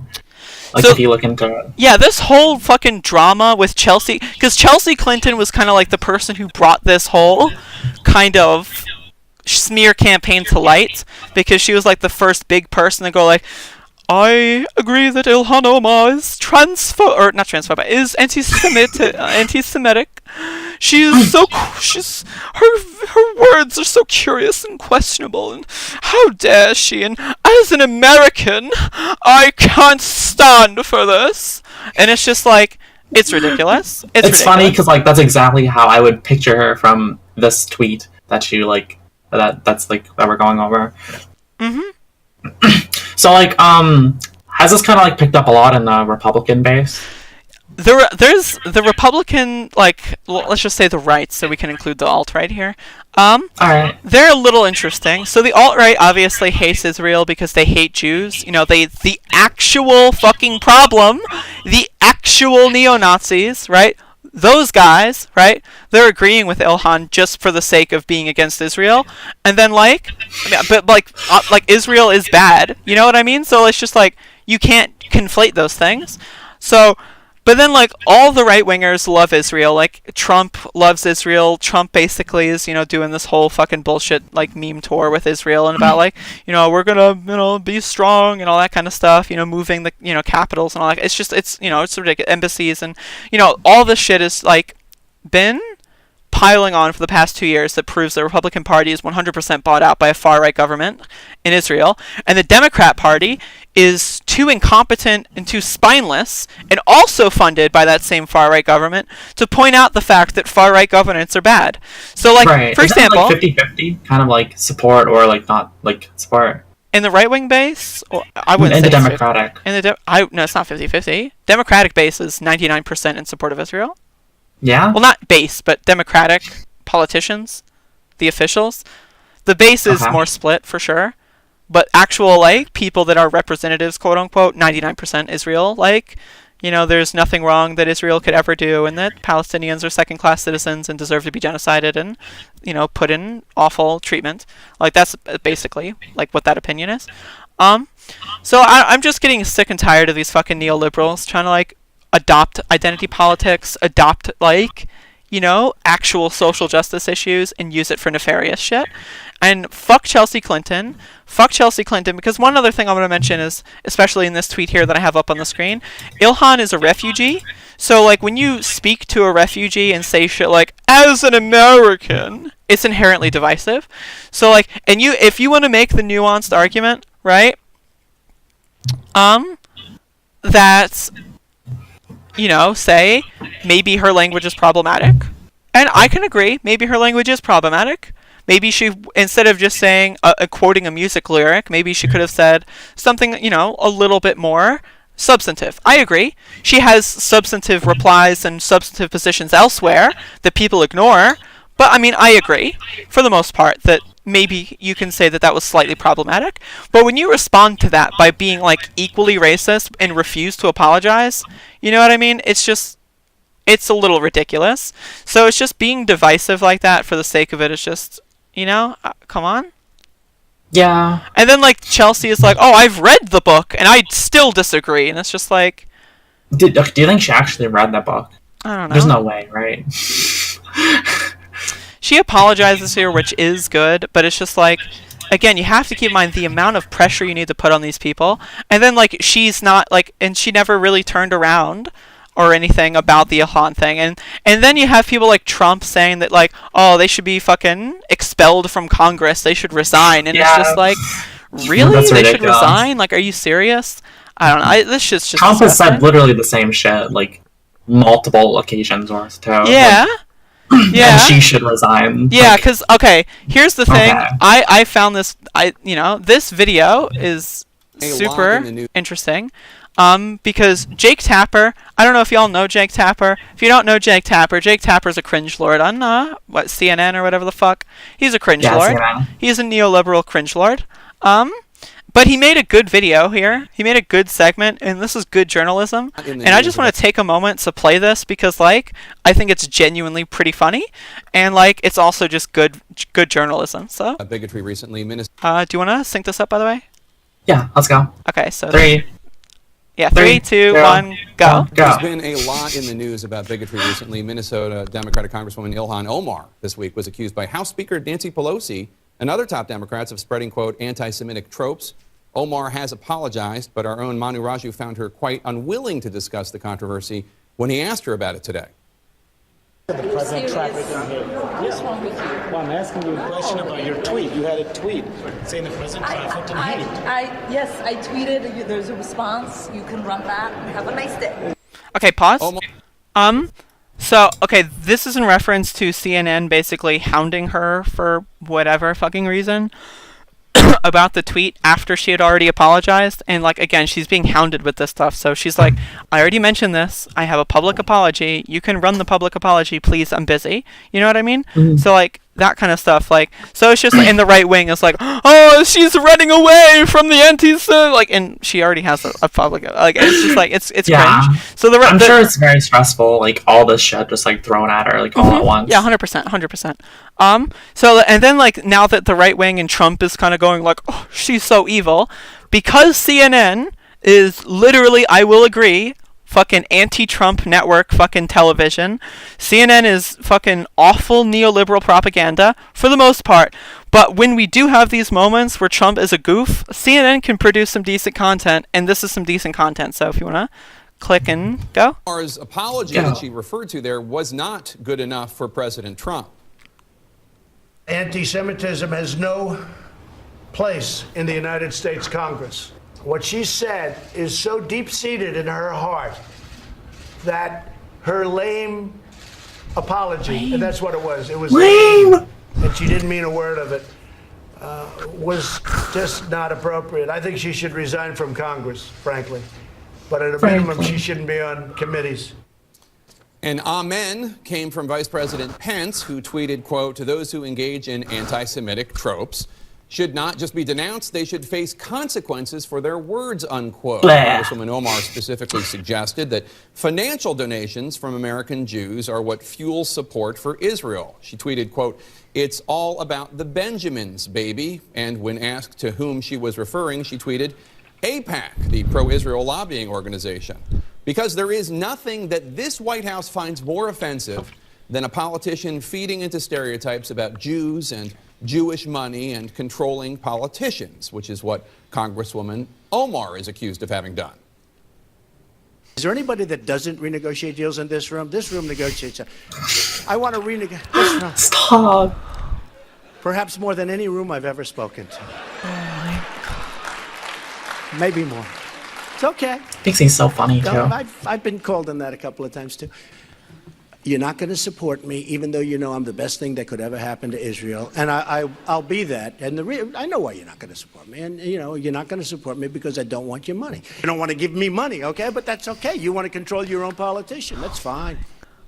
I'm sorry, that was the wrong clip. Oh. That was then candidate Trump in front of This the is just Republican so Jewish good. Coalition, suggesting that haggling Jews like to control their politicians with their money. We wanted the clip of Congresswoman Omar. Control room, I want the Omar clip. Give us the Omar clip. There.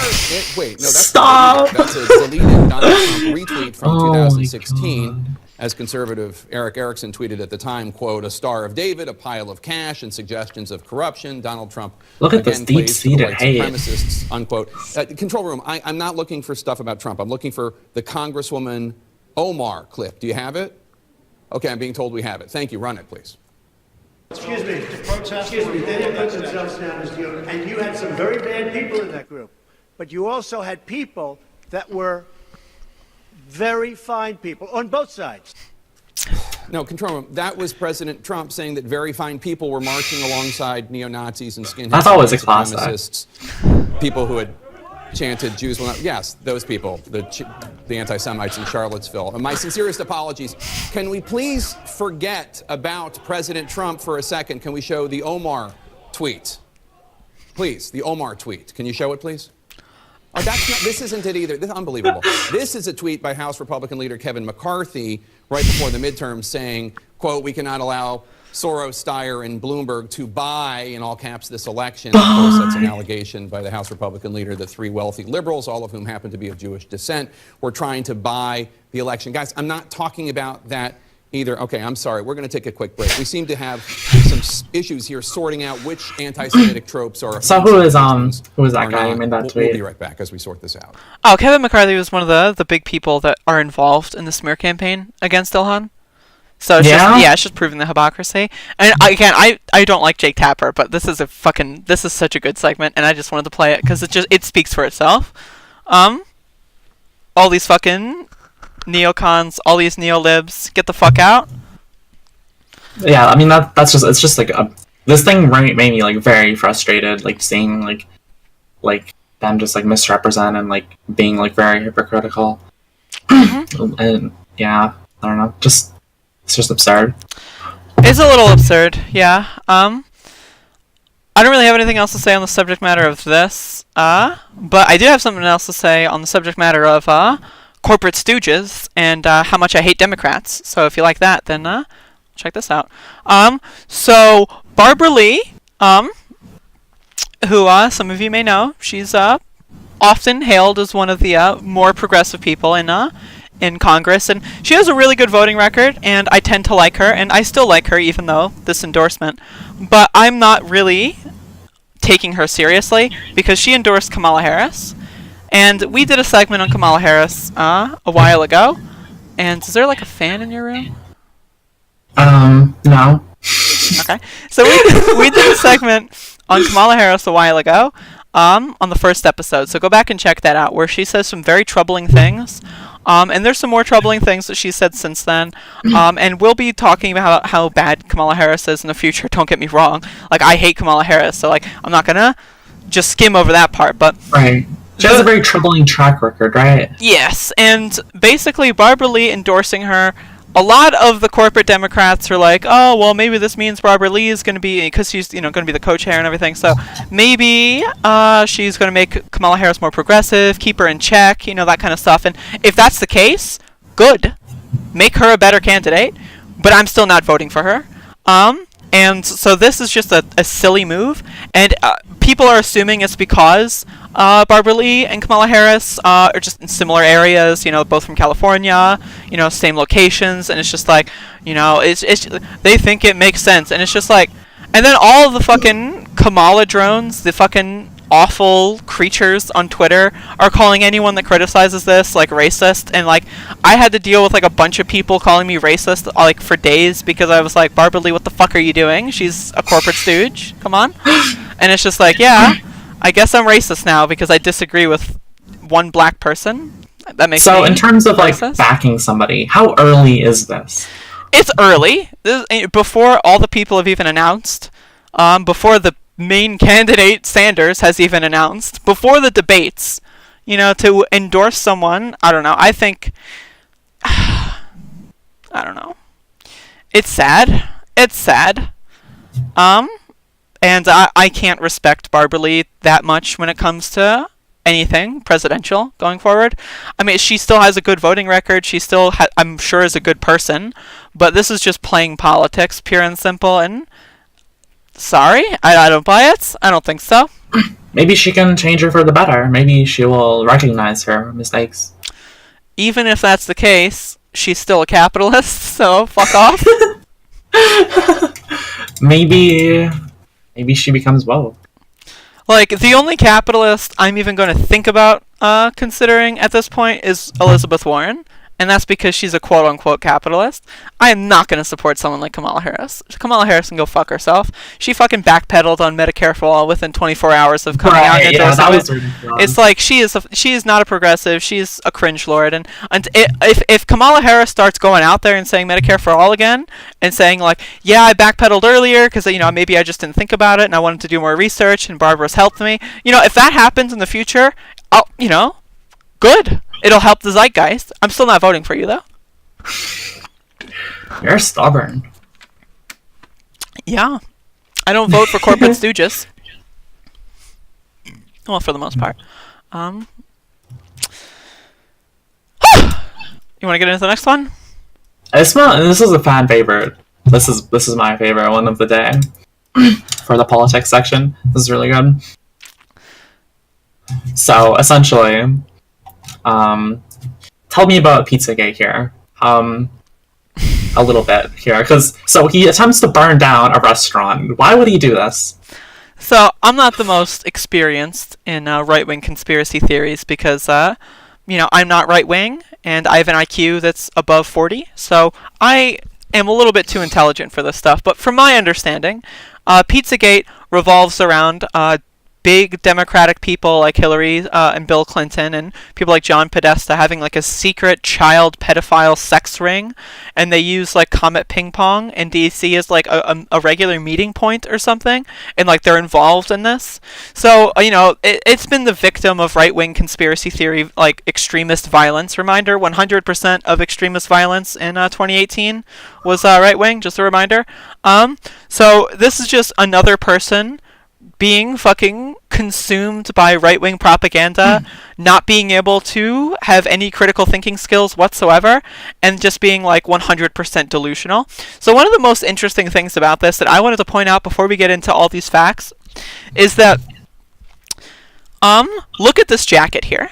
And if you look at this jacket like during the crime, like during the like surveillance footage and stuff, and look at it, like he wears this jacket all the fucking time. Could you imagine a scenario where you're going to commit a crime, and you decide, what am I going to wear? Oh, I know, the same clothes I wear every other day of my life. That's like Like, are you really like again? Like right wingers aren't smart. I'm sorry, they're not smart. Like really, really. Right. Like, and come like on. the day that he did this like operation, he posted like some weird conspiracy Q video on YouTube on his like his channel. QAnon. I know it's so. It's so epic. These people are fucking delusional. It's so good. But yeah, basically, so he got away with this, right? He did get away with like the fire. So he got it. He went into the Comet Ping Pong and he burned one of the curtains or whatever. And then I guess he like got away. He escaped. But there's more to the story. So he later. This guy's This dumbass. I'm just gonna play this video on mute. This guy's dumbass decided, alright, so I just got away with a violent act of hateful crime. What am I going to do? Oh, I know. Jump the fence in front of the Washington Monument. So he does this and gets into an altercation with the police, as you can see here. Go full screen. Yeah, right. This is about maybe about 10 days after the event. So he decides to do this 10 days after his Keep in mind, his arson crime, wearing the same jacket. yeah, note he's wearing the same jacket. Note that the same fucking jacket is being worn here. Like The police are really struggling here, though. they get him. Got him. See, I love that shit. Obviously fuck cops, but still, like this guy's dumb as shit. I love when people beat cops up, don't get me wrong, but like this guy's just dumb as shit. Like when you get away with a violent crime, you do not immediately go to the same like basically location and commit another crime in the same clothes. That's just like that's asking for it. But you want to know what's hilarious?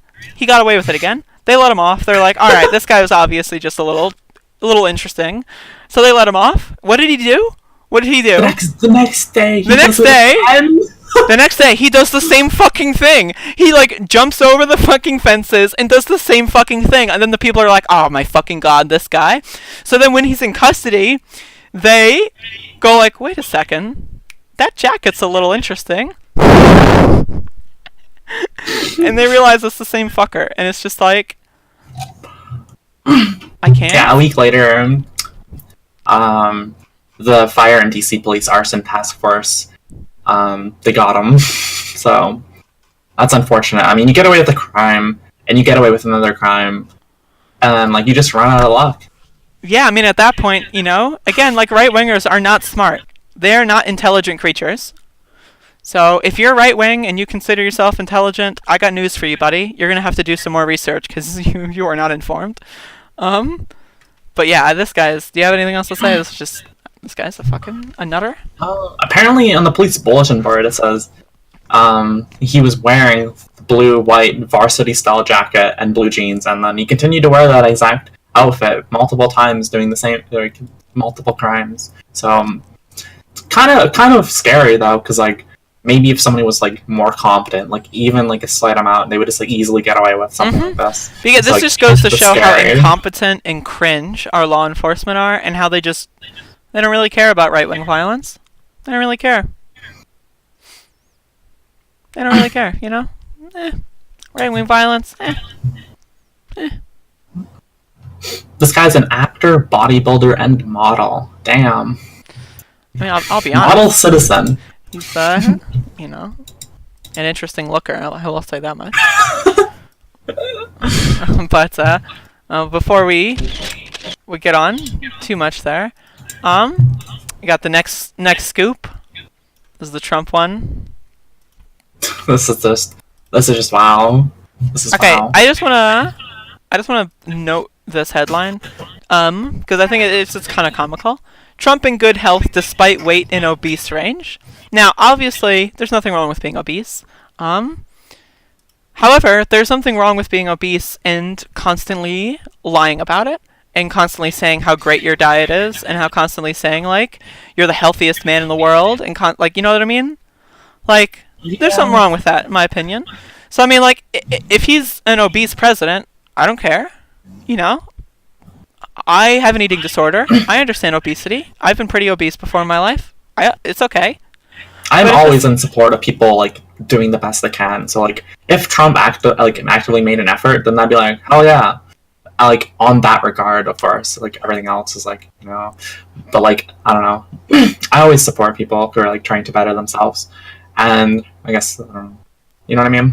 Yeah, and it's hilarious that he just literally pretends that he's completely fine, and like it's like again, like it's one thing, but like it's just like I don't know, the brazen lying all the time is just I find it hilarious. I just wanted to touch upon this because I think it's important to talk about this and not make fun of him for being fat because everyone else on the internet's just making fun of him for being fat, and it's just like I really hate the just like the plain I hate this person, so I'm going to attack them in every single way possible, even like yeah, I don't know, just It's the just- really bad shit. Like it's just not okay. literally just broke take, and then woke take. It's okay to be fat. Just don't lie about it. Broke take. I mean, that's this is literally the broke take. I'm making fun of fat people is the broke take. Like, come on, we're better than that.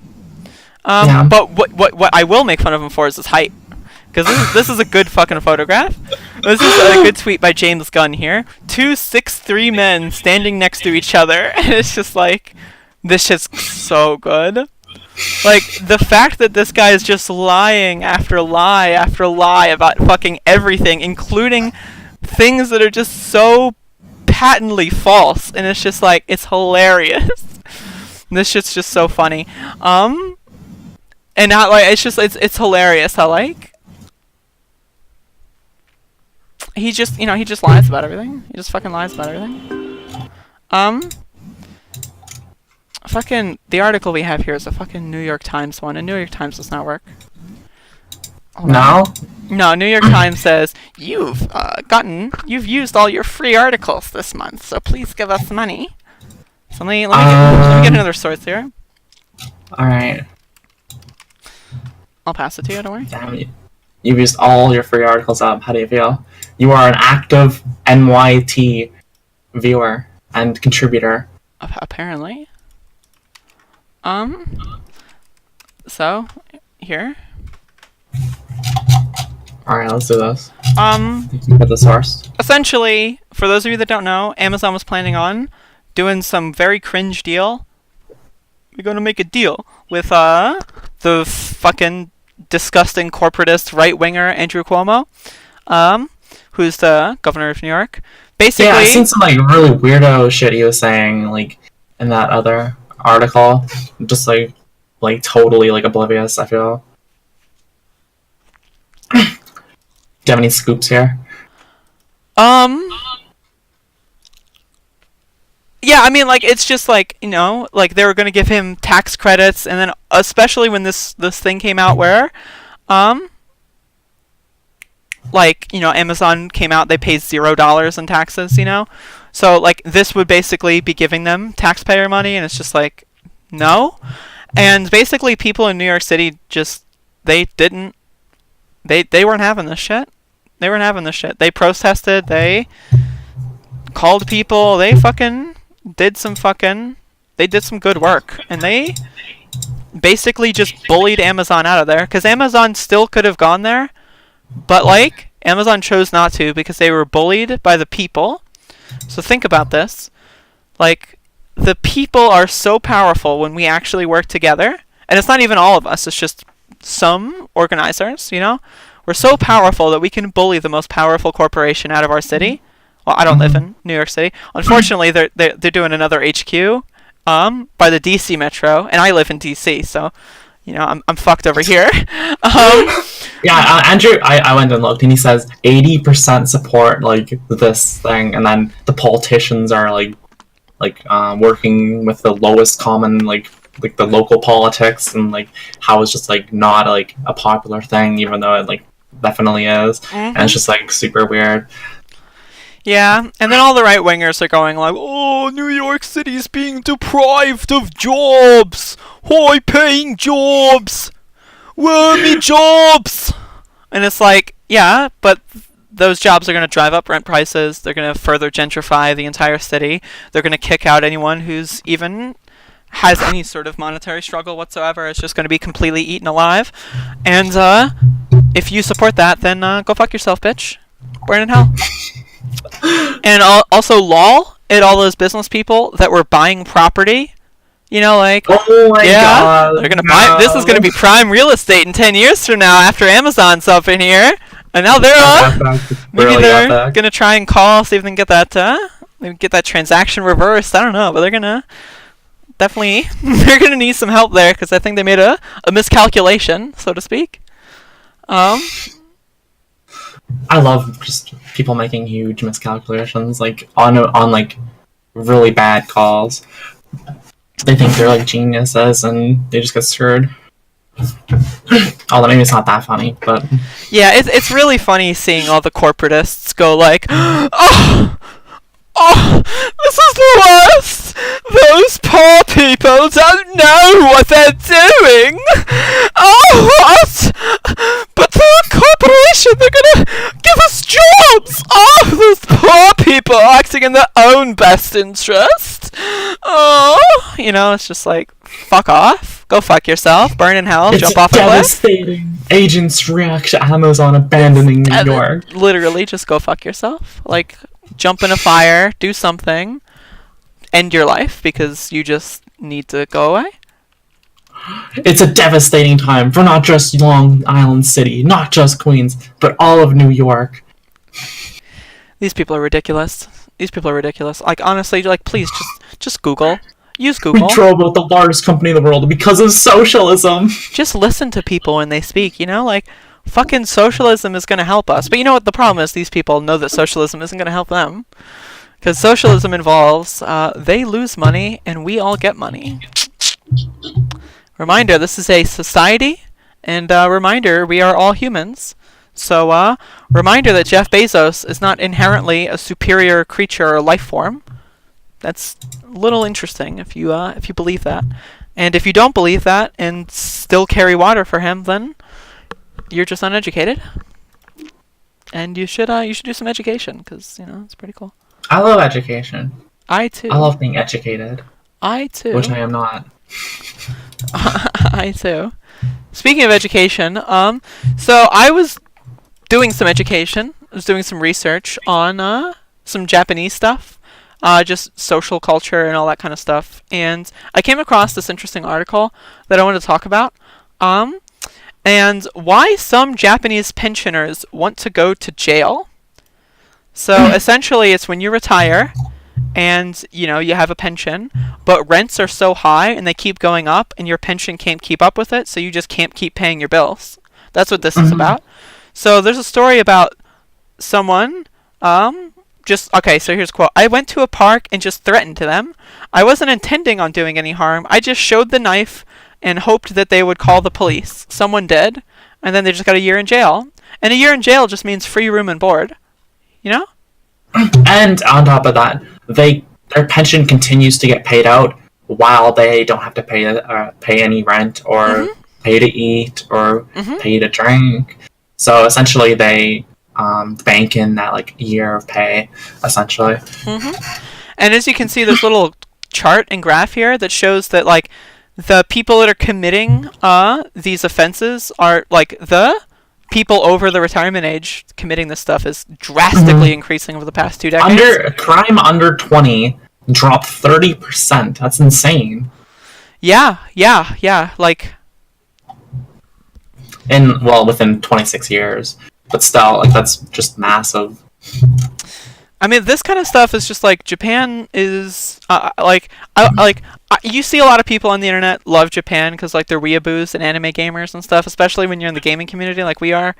You see lots of anime gamers and they love Japan and they love anime, and it's just like when you actually look into how Japan works, I mean, this shit's just kind of sad, you know? Like, they're just leaving their old people behind and like literally in some cases kind of just forcing them to go to prison just to even live. I guess I will point out, like, this graph, Japan's population is aging, like, incredibly hard, so it should definitely trend towards, like, crime increasing in, like, older ages, just, like, due to the fact of their demographic being so skewed there. And then But, another like, 30% thing... is not insane. Another thing is, let's think about this. If you have the finances and the resources to give someone free room and board, free food and free drinks, like water and stuff, for a year because they did something wrong, why not just do that for, I don't know, the sake of humanity? Isn't that interesting?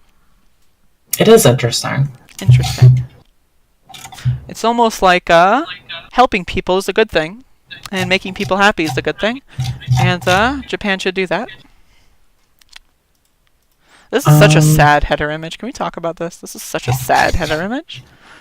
Like, oh my The guy God. looking out Yeah. and into the trees, yeah. That's sad. And it's just like, he's literally not a criminal, but he just did this just for like a year of just help, you know? hmm And it's, Apparently stealing is like, or like, stealing like any amount of money at all is like a huge crime in Japan. Like, I think more so than anywhere. 'Cause, yeah, like if you can get years in jail for like just like petty theft. yeah, like stealing someone's like, crazy. like half-eaten sandwich out of their hands, you know? Like, Yeah, well, where was that line I've seen about the sandwich? Control F. Right, Sand. The theft of a fucking okay. 200 yen Yeah. sandwich. my 2-year jail term could be potential like for a second offense for like stealing. So you steal one sandwich and then you steal like another sandwich, you could get like a year in prison for that. And it's just like absurd. a year in prison, and then like, I mean, a year in prison's not that bad when you consider it, you know? Like, I don't What am know. I considering here? Like, you know, the alternative of being like, I don't know, running out of money when you're like 74 and being homeless, you know? Yeah, I suppose like on those terms. Yeah. Yeah. It's just sad. And this kind of stuff, you know? This you can apply these same principles to just the entire globe. There's no reason why people should be in these situations, but they are because capitalism is fucking cruel and evil and disgusting. I have read in the US that sometimes people will go to prison so they could have the chance at getting like proper health care. So that's just like really, really sick. Yep. And like also like again like you're forcing people to do crimes to go to prison. Like so that's just like increasing the crime rate. So like imagine if someone thought like, oh, I need to do this. I got the next story loaded up, but imagine if someone thought, oh, I need to I don't know, do something really bad. Like, I don't know, punch someone, and then it's just unnecessary violence just inflicted just for no reason. It also puts them in harm because if you're the criminal, you are like, I don't know, you have the potential to be harmed. Yeah, it's just unnecessary violence. Speaking of things that are unnecessary, by the way, Help! President Trump signed the fucking... He did it. It happened. This is an old moment from when it happened, but it happened. So, just autoplay this fucking cringe shit. Yeah, so I watched the entire speech. I don't have clips from it for you. But I did live tweet it, so I kind of You want did to... have an epic live tweet, yeah. Yeah, so I kind of want to, like, just go over my live tweets. So I'm going to, like, actually go... Could you send that to me Yeah, I'll when get you you. get it? I'm just going to go Okay. collect that thread real quick. So I'll just throw it in the stream chat. That chat or that stream was just like incredible, you know? Yeah, this whole thing was interesting, to say the least. So this is my live tweeting of the Trump speech as I was watching it. And so the first big thing that happened was he started advocating for executions for, you know, drug dealers. He was Right. like, oh, you know, China has no drug problem. The leader of China, he tells me, you know, I ask him, how do you have no drug problem? The leader tells me, death penalty. Death penalty. It works. He like brings up like you have 1.4 billion people and no drug problem, and he's like, yeah, I don't have any drug problem, and then Trump was like, I guess he's just like, that makes sense. And it's like, and he's he like- keeps, and he was like over and over, death penalty. And he was Yeah. like, you know, we have the problem with drugs, death penalty. You know, it's just like it's just like a calling for public executions of like people that aren't even. And like again, what even is a drug dealer? Like, if I pass you a joint, am I a drug dealer? Do I deserve the death penalty? Like literally, like what is the substantive definition here? You know what I mean? Yeah, like that's definitely a thing that needs to be figured out before advocating for the death penalty, which is just like the death penalty is just like terrible because kills innocent people. The death penalty is terrible. Outside of killing billionaires, that's the only instance where I support the death penalty. But That's not the death penalty. That's the death law. Yeah, I mean, like again, like 4% of people who get the death penalty are innocent. So when if you're just floating using the death penalty for shit like fucking like borderline petty crime, yeah, this will definitely massively increase the incarceration rate for like innocent people like getting killed. And we're not saying he's doing it though. If he like did that, you know.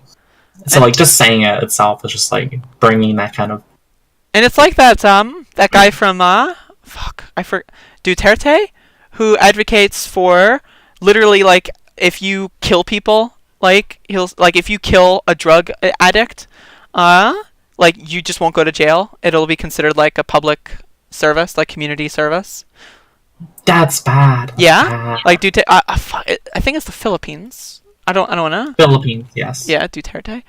Which is like that's fascist fucking authoritarian hellhole there.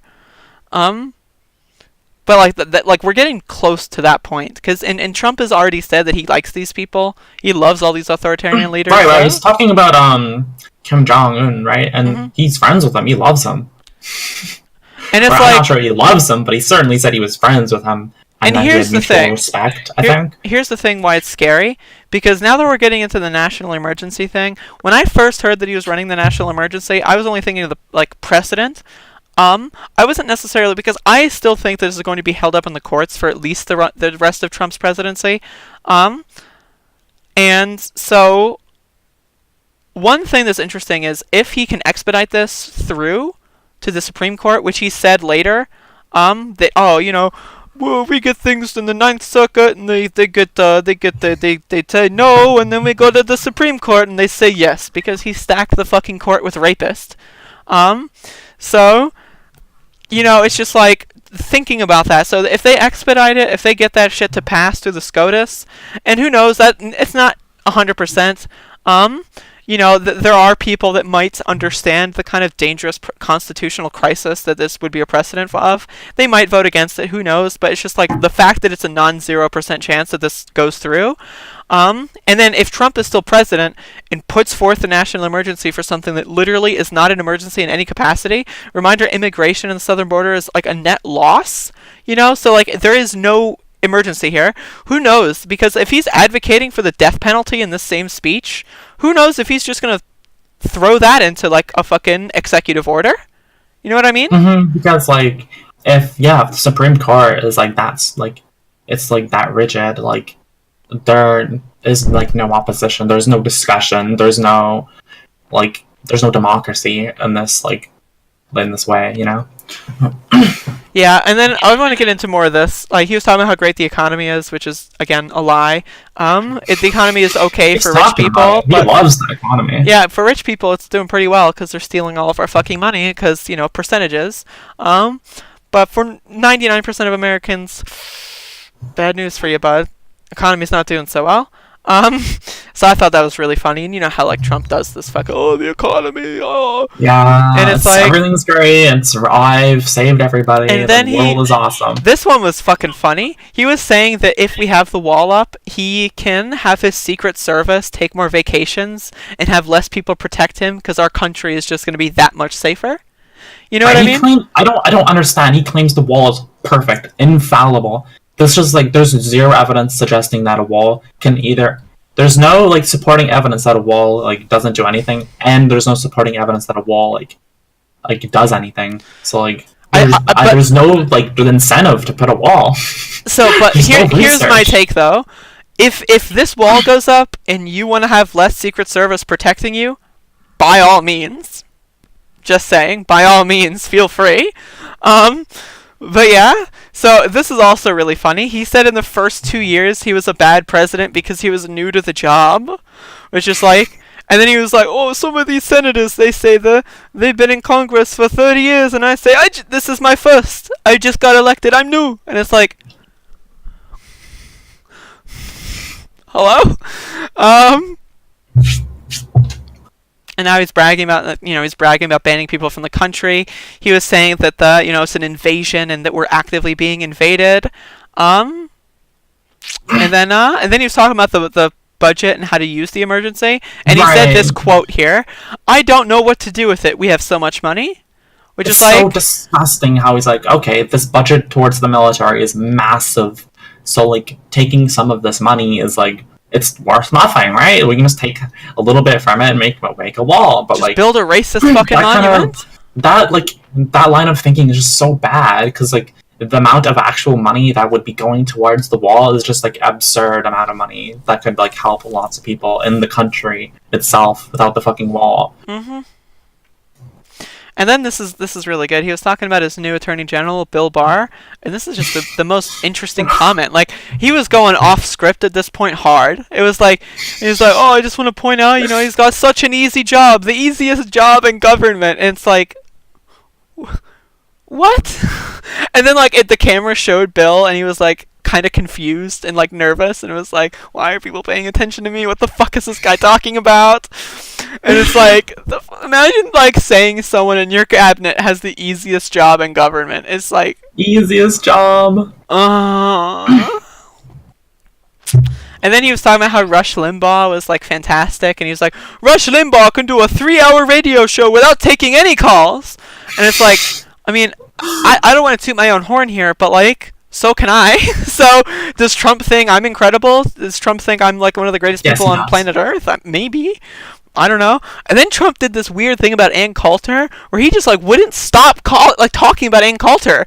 He was like, "Oh, people say that Ann Coulter is my friend. I like her, but I don't know her." And then he just said that like 10 times in a row, and it was just like, what? That was really weird. It was really strange. And then the Q&A part happened, and Jim Acosta just like literally was talking about facts and how there's no invasion and everything. And then Trump's response was, "Do you really believe that? Do you?" And then like that was it. Can you share those stats with us? I have many stats. Yeah. Like, and then, so what stats do you have? And then stats is like many stats, and it's like, believe me, my stats are tremendous. We have many stats. It's like, my fucking lord. But yeah, it's incredible. It's really good. Trump is a fucking moron. But this is good news. I want to talk about this. This in my opinion is pretty good news. So Bill Weld. You might not know Bill Weld. He was the 2016 Libertarian vice presidential nominee. So the Libertarian ticket was Gary Johnson as president and Bill Weld as vice president. So at the end of 2016, for those of you that don't know this, Bill Weld, as he was running for vice presidential candidate, literally endorsed Hillary Clinton. Like, days before the election, someone was like, you have no chance. Like, how do you think? Do we have to save the world from Trump? And then Weld was like, I think if you live in a swing state, you should vote for Hillary. And it's like, imagine being Gary Johnson in that situation where your running mate endorses another candidate, Imagine that phone call. Anyway, Bill Weld is back, but he's a Republican again, and he's plotting a 2020 campaign in the Republican primary against Donald Trump. He's putting his money where his mouth is, and honestly, I respect the fuck out of this move. This is big because there's so many people in the Republican Party who are like never Trumpers, and like John Kasich, for example, he's like, oh, I might run. I don't know. I might run. I don't know. But Trump is bad, but I might run. I don't know. And Bill Weld is putting his money where his mouth is. He said he might run, and he's looking into it. He announced an exploratory committee, so he's looking into running for president. And if we have like a Republican primary going into 2020, like, I will literally like have infinite content for the speed dogs. Like, imagine a Bill Weld versus Donald Trump debate. Like, Oh my god. I would love to We see saw that. that. Can we please have this happen? Oh my god. So not many Republicans have like announced that they are going to like, go for the presidency. No one else has. They're all just falling in line with Trump. And Bill Weld beforehand, who is a never Trumper, is putting his money where his mouth is and saying, "Fuck this guy. I'm going for it." This guy. Honestly, I don't know anything, but like, I feel like somebody could have a chance, But here's the thing that's actually kind of worrying. Scoobert is bringing this up in the stream chat. I don't want it as someone who might actually win. Like, what if Bill Weld actually won the Republican nomination? But here's the thing. Do you think Trump would let that happen? He would run as an independent. You think Trump would let a Republican beat him in the primary and just, oh, I lost? You think so? This is good news. This is good fucking news. Like, really?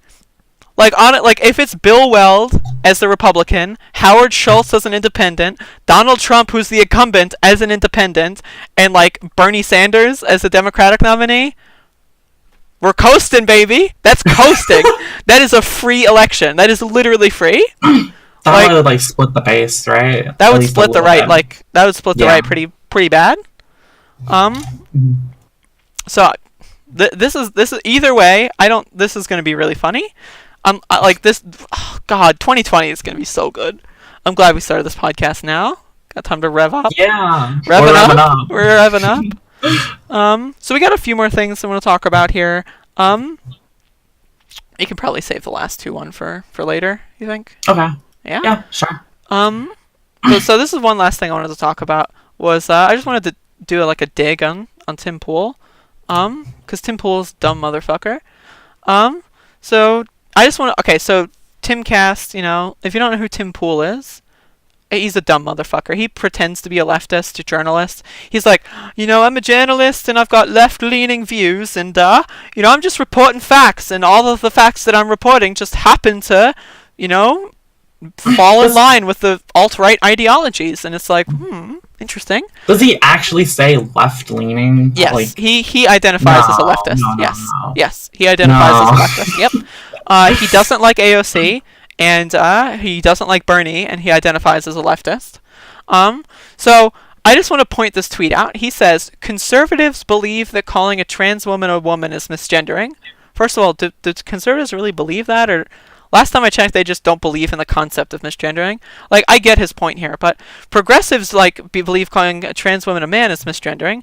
Twitter enforces its policy based on progressive ideology. Jack confirms they have a bias and enforced rules based on their bias. Okay, here's the thing. First of all, I'm trans. I've gone through like 9 Twitter bans from people mass reporting me in conversations about trans rights. So, wrong. That's factually incorrect. Also, it's factually accurate to say trans women are women. Scientifically, biologically, by every metric, it is scientific. Like, it is 100% factually accurate. So, right. are you gonna say like? I don't know, it's ridiculous. Like, I was going to compare it to climate change, but I mean, like, climate change isn't even direct harassment. Like, misgendering is just direct harassment. Like, when you call a trans woman a man on Twitter 17 times, like, in a row, that's harassment. It's not just misgendering them, it's also a fucking, like, a targeted hate crime at that point. So, and then he, like, does this follow-up tweet, which was, like, the most epic fucking shit I've ever seen in my life. Conservatives overwhelmingly believe gender is immutable and pronouns based on biology. Therefore, calling someone biologically male a woman would be misgendering. Wikipedia agrees with conservatives. Twitter agrees with progressives. First of all, Wikipedia does not. Second of all, Wikipedia is not the best source in the world. Third of all, pretending like it's a both sides issue when it's factually proven that trans women are women is a little ridiculous. Fourth of all, you can I have an see... issue with that. Yeah, you can see that this guy's literally just catering to right-wingers. And before you go, I just want to say one more thing. I had a reply here, As you can see, I'm kind of in conversation. So I had one reply to him, and literally within the first minute, I got reported, and my account was locked for 12 hours. So I basically said, like, please stop carrying water for the right-wingers, you, like, slime ball. Like, it's scientifically proven. And then, like, you know, posted, like, a source and was like, you know, like, please just stop carrying water for the right wing, you fucking moron. And he got so triggered. It had to have been him, because who else would have reported me? It had to have been him, because all of his audience are free speechers, right? All his entire audience is a bunch of free speechers. So if anyone reported me, it would have been him. So I thought that was hilarious. They say they're free speechers, so I mean, but who knows what they actually do. But I also want to say, like, this, like, tweet, it starts off on, like, essentially, like, third base. It skips, like, all of the fundamental issues and, like, or refers to, like, the language of conservatives and, like, progressives as, like, it gives them equal footing into this, like, debate. Very fine people on both sides. The So, people, like, that yeah, kind of framing is just so awful. the people that want to murder minorities for the sake of simply existing are just as bad as the people who want basic human rights. That's factual. Mhm. So, like, I don't know, like, it's just, I don't even know, like, this, it doesn't address the fundamental issues of trans people whatsoever, and so you cannot, like, use some other thing, like, as an indicator to, like, say that Twitter is progressive, like, because they have, like, a rule about something, and it just makes no sense. Like newsflash, when you violently and vehemently attack people based on, like, immutable characteristics about them, chances are if that were in, like, a job, you'd be fired, because that's a hate crime. So, like, I don't understand where this thing is, like, oh, special treatment, free speech, like really. So, like, you're working at McDonald's and, like, you call, like, your coworker a disgusting fucking pedophile because, like, they're gay or something. Like, that's not okay, and I mean, maybe if it's a corrupt McDonald's, you won't get fired, and the gay guy would get fired, but most times I would say if that were publicized, that guy's gonna get fired, because that shit's not acceptable, and it's not acceptable for a fucking reason. And Tim Pool needs to stop doing this stupid fucking bullshit. And in this, like, hypothetical scenario, if this gay person would respond with, like, I don't know, maybe something that on the surface, like, might not be okay, like, if you just took it at face value as, like, somebody, like saying something verbally, but, like, that kind of situation, like, requires context, and, like, this tweet has no fucking context, so, like, it's just awful. It's ridiculous. Tim Pool's a man-child. I don't have anything else to say about this fucker, at least for right now. Well, this guy's not. We're not gonna just do one segment on this guy. We'll talk about this guy, like, probably more often in the future. But there's nonstop cringe, essentially. Yeah, nonstop cringe, and I think that'll probably do us for this episode. We went on for about 2 hours. So yeah, I had fun. We talked quite a bit. I think this was a really good episode. Does anyone have anything else to say? Bring the chat on stream. Scoopert's been kind of the only one talking for the most part. But a corrupt McDonald's. Anyone have anything?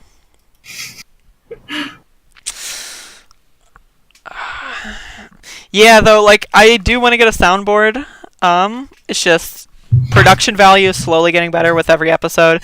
You might notice the layout's a little different. I think it looks a little better. So really, every episode we're just gonna I'm gonna try to upgrade things. So hopefully, pretty soon, we'll get a soundboard up and rolling, and that would be pretty funny. But yeah, so yeah. I think we're gonna probably do these more often than once a week going forward. Maybe not immediately soon, but we're planning on making these more often. So it's really as soon as we get, like, a really consistent and good planning and preparation schedule, like when it comes to plotting everything out. So, you know, it's not as rambly and it's not as incoherent. Then we can probably start producing more episodes and getting more shit out there. Yeah.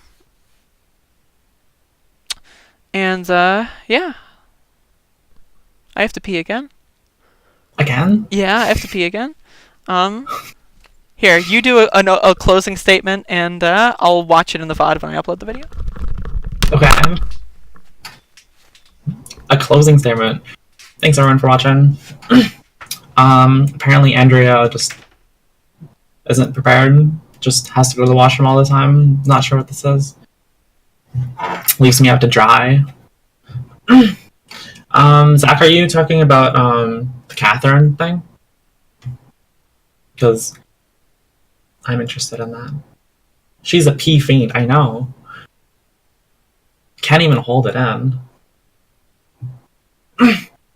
Okay. Yeah, I'm really interested in that thing, Catherine, and the story writers, and I also read that they were involved with other games too, so I'm curious there. Expected from Atlas. I see.